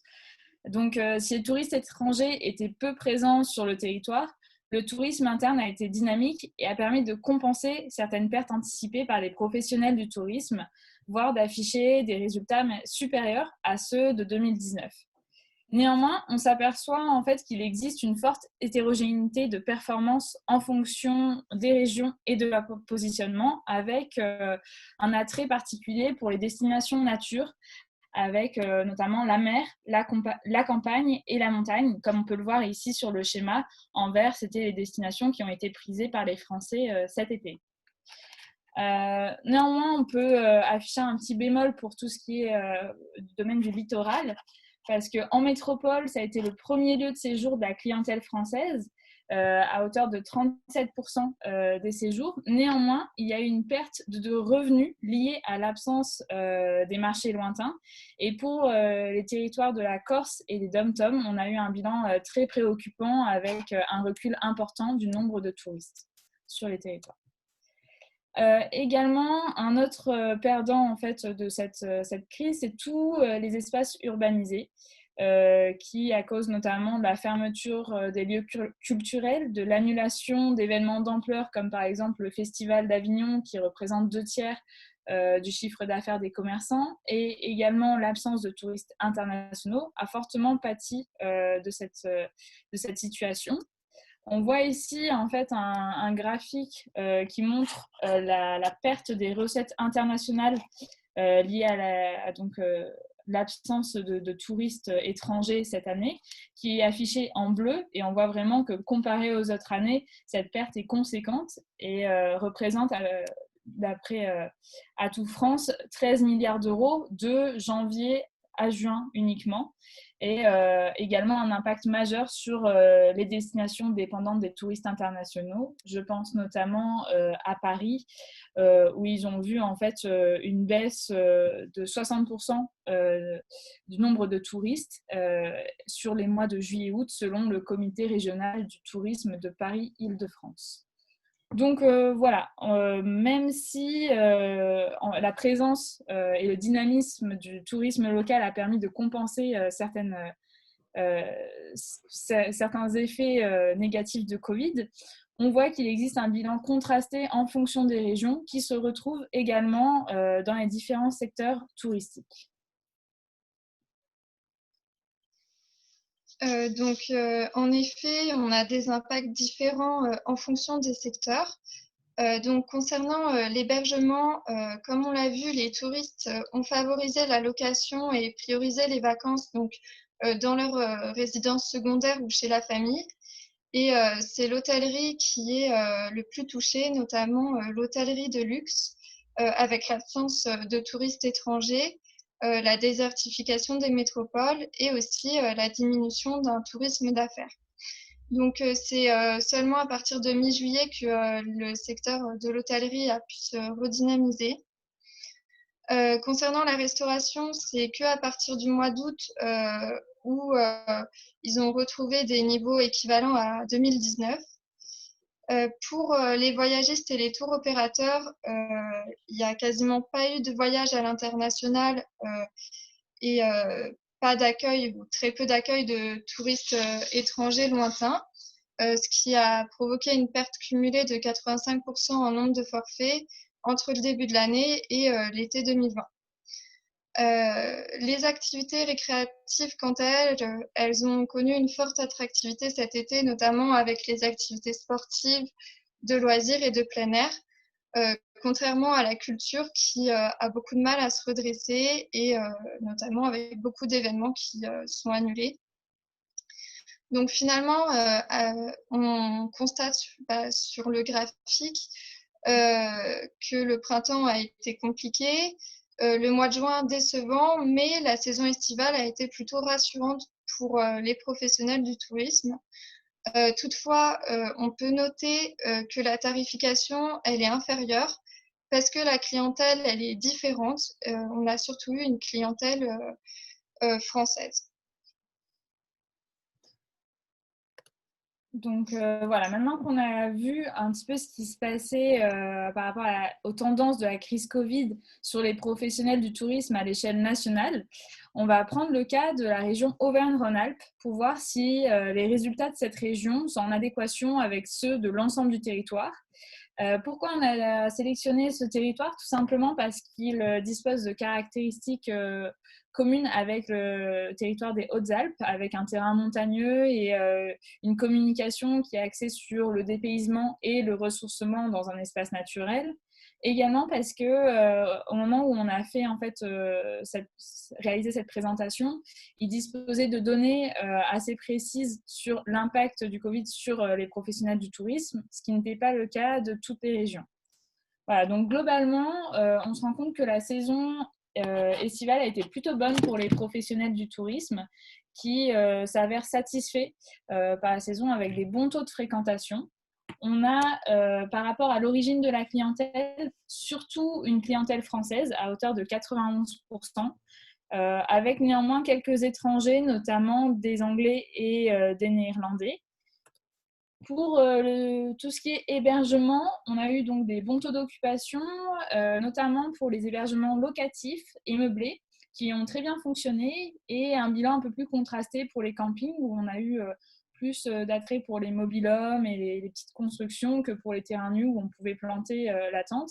Et pour les hôtels, en fait, c'est un petit peu ce qu'on a vu plus haut à l'échelle nationale, où en fait, tous les hôtels de montagne ont plutôt bien marché versus ceux qui étaient situés dans des villes ont eu plus de difficultés. Concernant les consommations et les comportements des touristes, un questionnaire est passé auprès des professionnels du tourisme pour voir un petit peu quelles étaient les nouvelles tendances liées à l'impact de la crise sanitaire. Et on se rend compte qu'il y a eu des nouvelles habitudes en fait, touristiques durant l'été, notamment la hausse des séjours courts, comme on l'a vu aussi avec l'exposé auparavant, des réservations dernière minute, voire ultra dernière minute, c'est-à-dire moins d'une semaine avant le début du séjour, la recherche de grands espaces naturels et les respects des protocoles sanitaires. Donc voilà, globalement, on voit que les données issues de la région Auvergne-Rhône-Alpes correspondent à celles affichées à l'échelle nationale pour les destinations nature, avec une clientèle majoritairement française, un attrait pour les activités outdoor et bien sûr l'apparition de nouveaux comportements touristiques qui amènent en fait les professionnels du tourisme à se questionner sur leur stratégie touristique et leurs prestations et à s'adapter notamment avec le prolongement de cette crise encore aujourd'hui.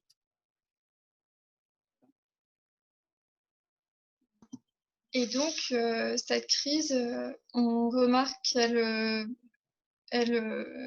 oblige en fait les professionnels du tourisme à changer durablement de stratégie, notamment avec l'émergence du digital, la prise en compte de l'environnement et la mise en place aussi de mesures de sécurité sanitaire. Donc là, on va voir la suite de l'extrait du professionnel du tourisme pour voir ce qu'il en pense. Et ça a accéléré notre recentrage sur des séjours de proximité, soit sur du séjour bien-être, puisque c'est le choix qu'on a fait, mais aussi sur des séjours avec assistance électrique. Voilà, donc je pense que la tendance se confirme aussi bien sur les territoires sur lesquels on intervient en tant que consultant. En tourisme, on se rend compte que le local tourisme, le slow tourisme, le bien-être et tout ce qui tourne autour de la santé est en train de revenir en force. Il y a une forte demande là-dessus et surtout une nécessité de se reconnecter avec la nature et tout ce qui ramène un peu à l'être et pas au faire.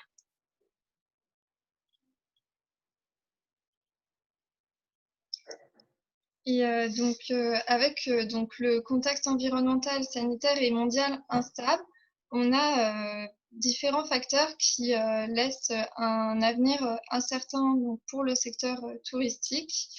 Et finalement, comme on l'a déjà évoqué, la clientèle locale, le tourisme interne peut être finalement une aubaine pour les professionnels du tourisme qui doivent nécessairement s'adapter et adapter leur communication et leurs prestations. Donc, pour adapter leur offre, ils peuvent proposer des formules court séjour, miser sur un tourisme 4 saisons, proposer également des activités atypiques pour redécouvrir le territoire, avec par exemple la mise en place d'escape games, miser sur une nouvelle stratégie de communication et aussi des démarches environnementales. Et donc, le confinement a renforcé des nouvelles tendances, donc comme on l'avait déjà évoqué, le slow tourisme, l'écotourisme ou la staycation, mais il a aussi créé des nouveaux types de touristes, notamment les travailleurs nomades, avec par exemple l'offre de télétravail proposée chez Pierre et Vacances, qui permet d'alterner les temps de travail et les temps de loisirs personnels pendant les vacances. Voilà, parmi les autres tendances qu'on voit apparaître ou se renforcer en fait avec cette crise sanitaire, on voit notamment un engagement environnemental de plus en plus fort dans la manière de voyager. Et d'ailleurs, il y a 87% des voyageurs qui désirent voyager de façon durable d'après le document Auvergne-Rhône-Alpes Tourisme, avec bien sûr la recherche de destinations nature moins fréquentées et des exigences environnementales plus fortes, notamment auprès des différents prestataires touristiques. Alors, pour s'adapter à cette nouvelle volonté des touristes, les professionnels peuvent répondre un petit peu à ce besoin environnemental de différentes manières, notamment avec des labels engagés tels que la marque et le label Esprit Parc, développé par les parcs nationaux, ou encore le label Agir pour un tourisme durable des agences de voyage. On a également de plus en plus d'entreprises qui font de la compensation carbone en reversant une partie de leurs bénéfices à des associations, notamment pour la replantation d'arbres, etc. Également, la mise en place de prestations équitables et durables. Donc, on voit beaucoup de séjours en randonnée où on valorise le sootourisme, etc. Et également l'apparition de plateformes et de salons alternatifs. Et ici, on peut nommer la plateforme Fairbnb, qui est en fait une alternative française et qui se veut plus éthique que la plateforme Airbnb. Voilà, donc l'idée, c'est de communiquer sur ces actions environnementales et d'arriver à se démarquer des autres de cette manière. Enfin, la dernière tendance qu'on voit apparaître suite à cette crise, c'est bien sûr la volonté d'une sécurité sanitaire et le besoin d'une flexibilité commerciale. Donc, on voit de plus en plus de garanties sanitaires qui deviennent obligatoires, en fait, donc, comme pour par exemple la mise en place de changements réguliers des rideaux, lavage des rideaux, de gel hydroalcoolique, etc. La digitalisation qui est à l'honneur avec tout ce qui est dématérialisé, notamment pour le processus de réservation, etc. Et la volonté donc d'une flexibilité commerciale, comme je vous disais, où les clients n'ont pas envie de perdre des sous et cherchent en fait des endroits où ils peuvent réserver à la dernière minute, mais également annuler au dernier moment en cas de problème. On le voit notamment par exemple à SNCF qui a mis en place une possibilité d'annuler au dernier moment sans frais, ce qui n'était pas le cas avant. Voilà, donc tous ces éléments permettent de voir un petit peu quels ont été les effets de la crise Covid. Et on va conclure sur ça avec Flavie. Pour conclure, la crise du Covid, comme on l'a vu, il a impacté fortement tous les professionnels du tourisme depuis le premier confinement. Le secteur doit s'adapter en changeant durablement sa stratégie d'offre touristique.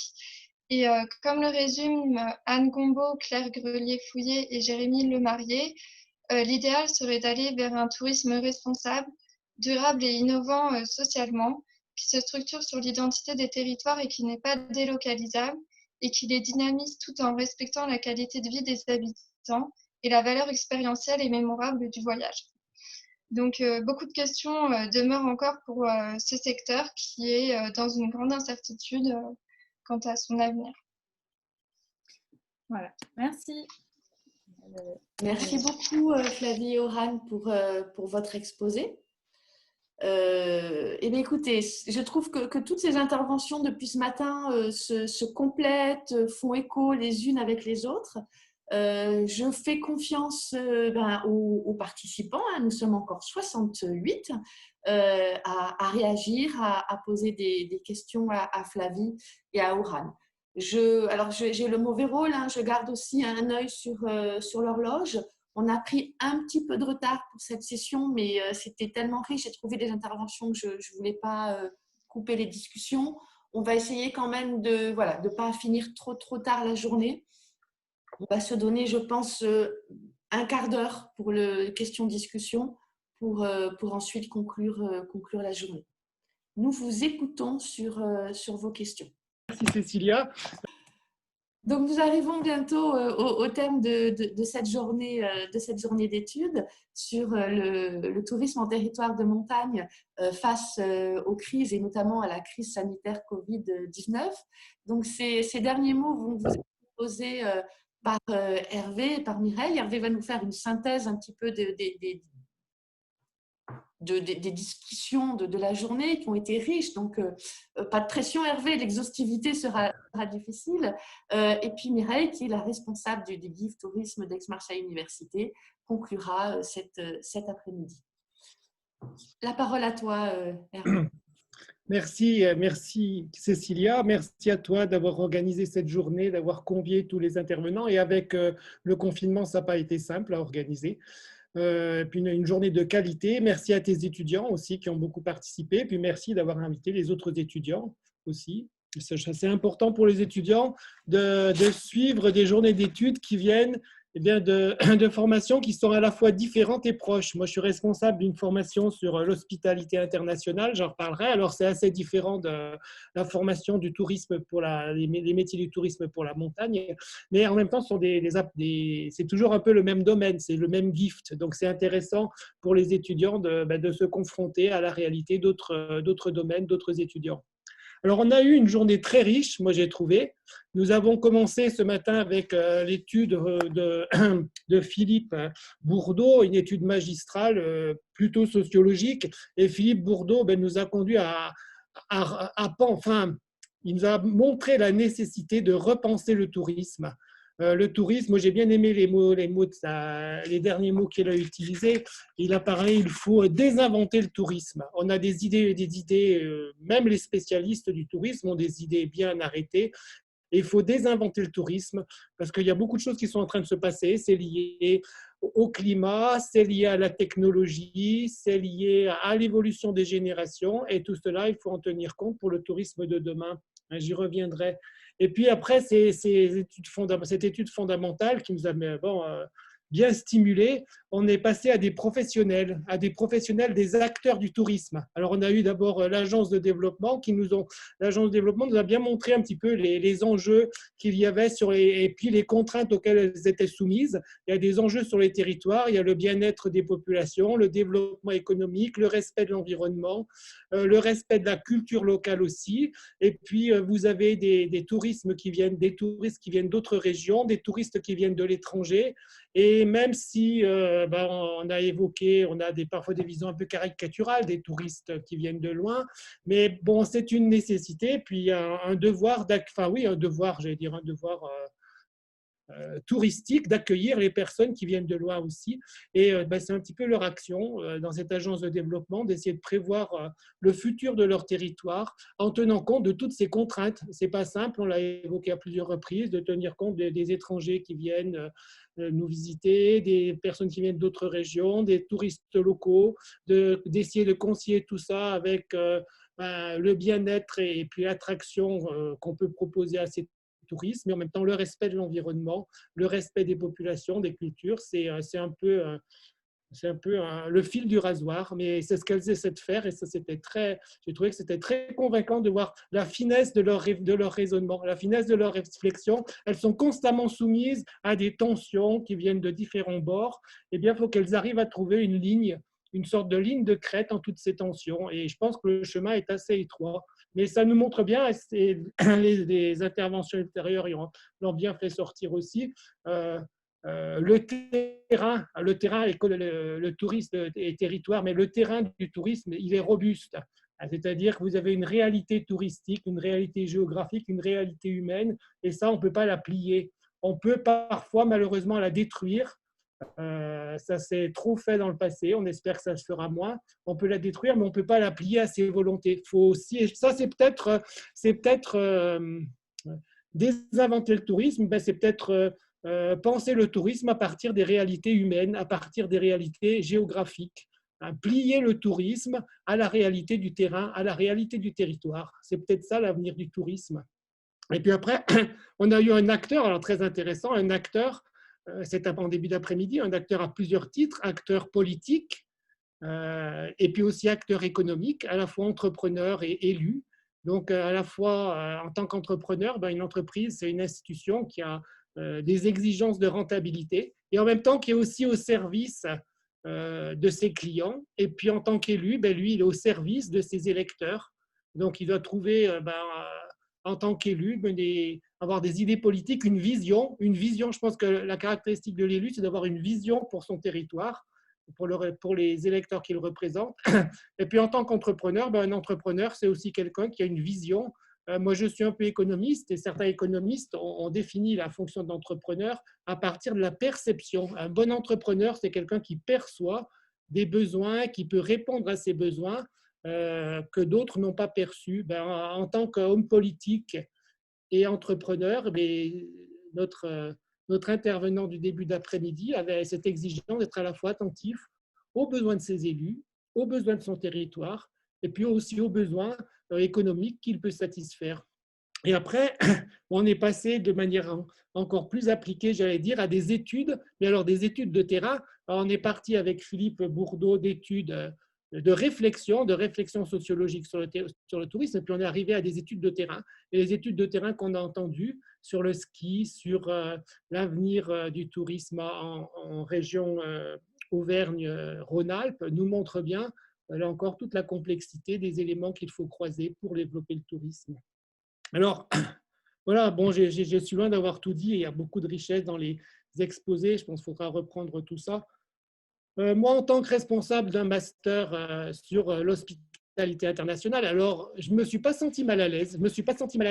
Et tout à l'heure, j'ai posé une question sur le chat à Philippe Bourdeau. Alors, Cécilia a traduit la question. Hein.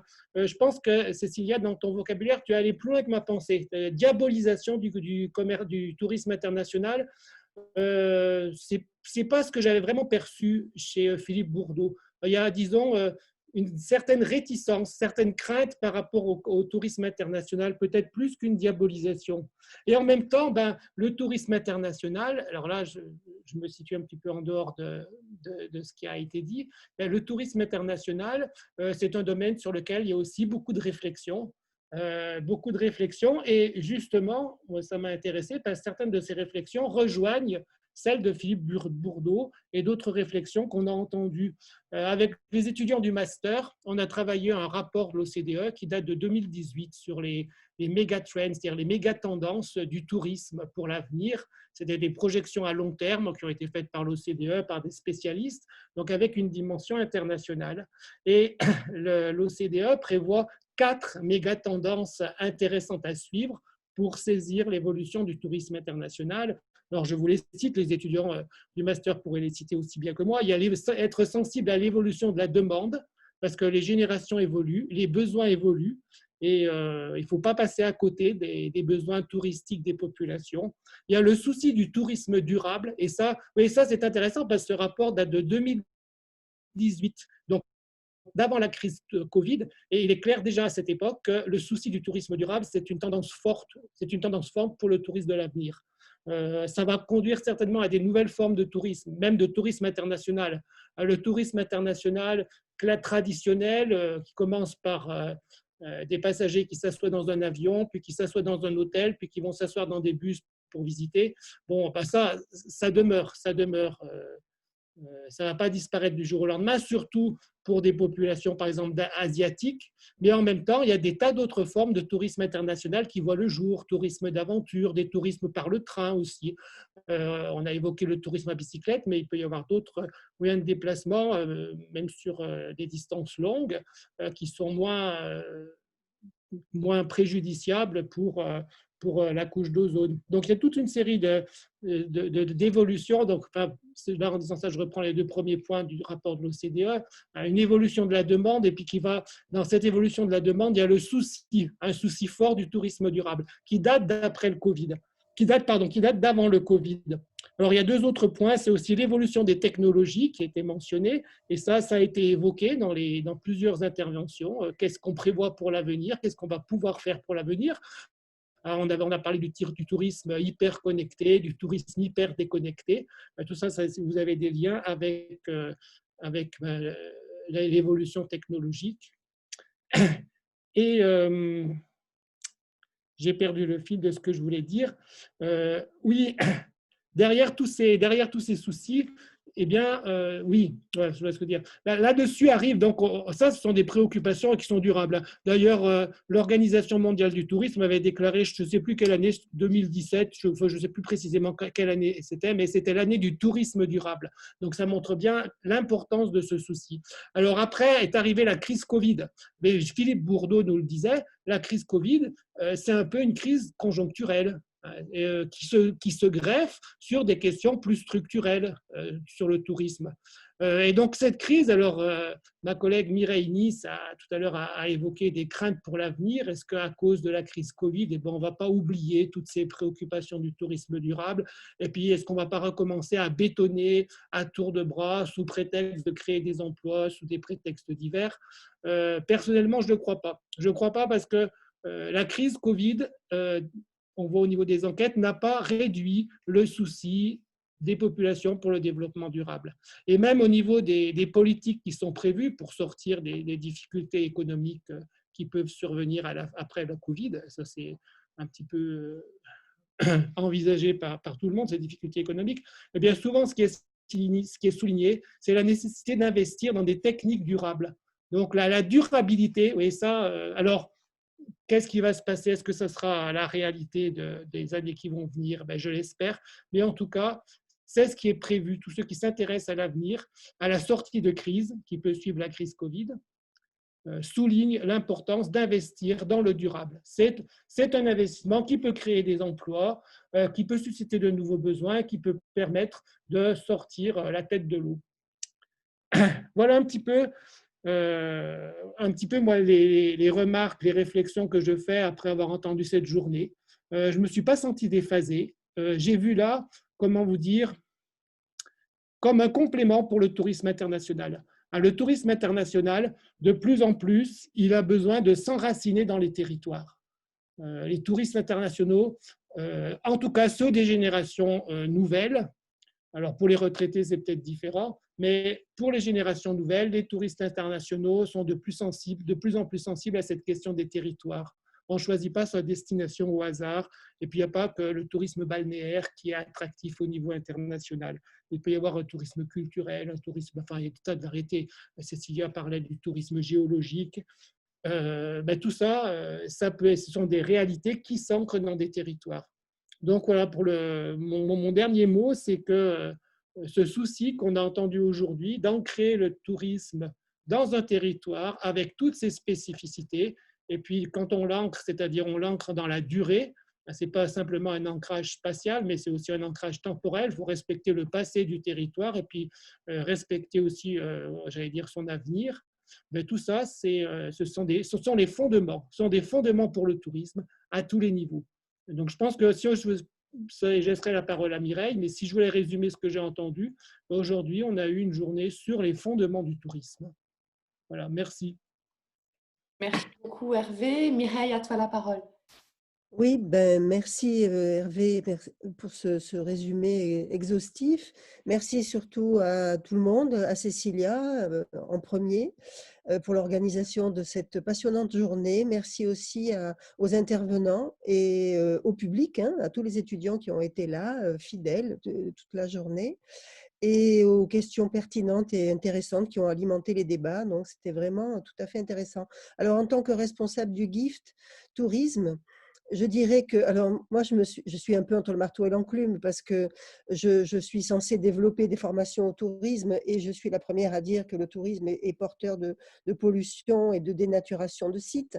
Mais cela dit, cette journée est tout à fait riche à plusieurs points de vue, mais elle permet, je pense, d'alimenter, et là je rejoins complètement ce que disait Monsieur Bourdeau sur, et ce qu'a dit aussi Hervé, sur il faut je ne sais plus quel est le terme, désinventer Désinventer le tourisme, voilà.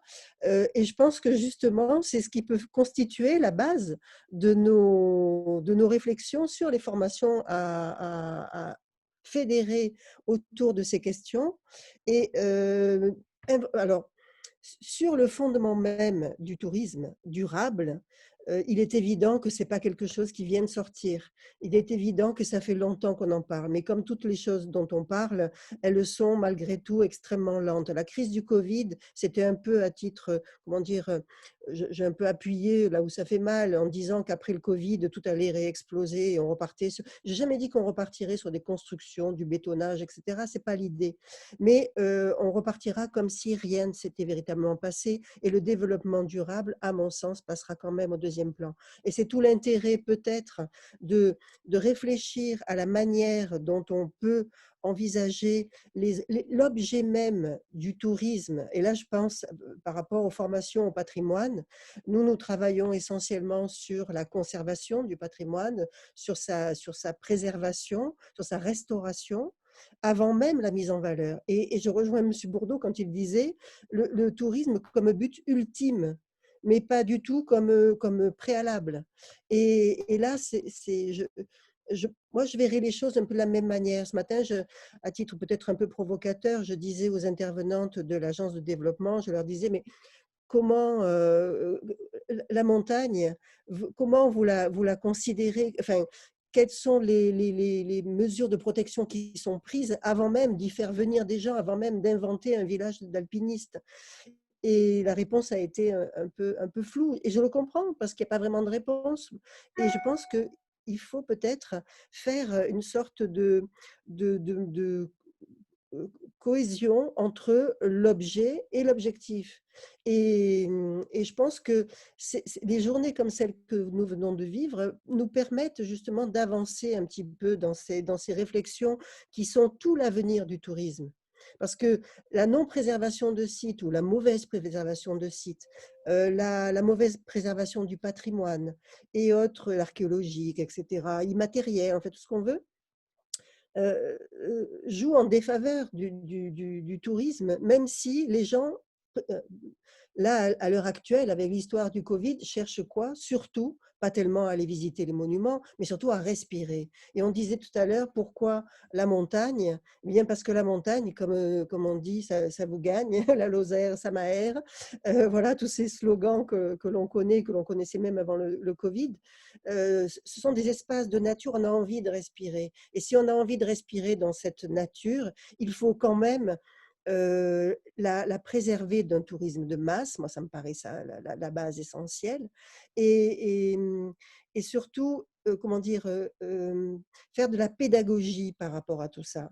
Et ça me semble important. Et je pense que toutes les interventions qui ont eu lieu aujourd'hui nous permettent enfin, nous confortent dans cette idée que la pédagogie est en marche, parce qu'il y a des retours d'expérience, il y a des constats qui sont faits. Et puis moi, je suis très heureuse d'avoir entendu un élu dire que sa préoccupation première, c'était quand même la préservation de l'environnement et l'écologie.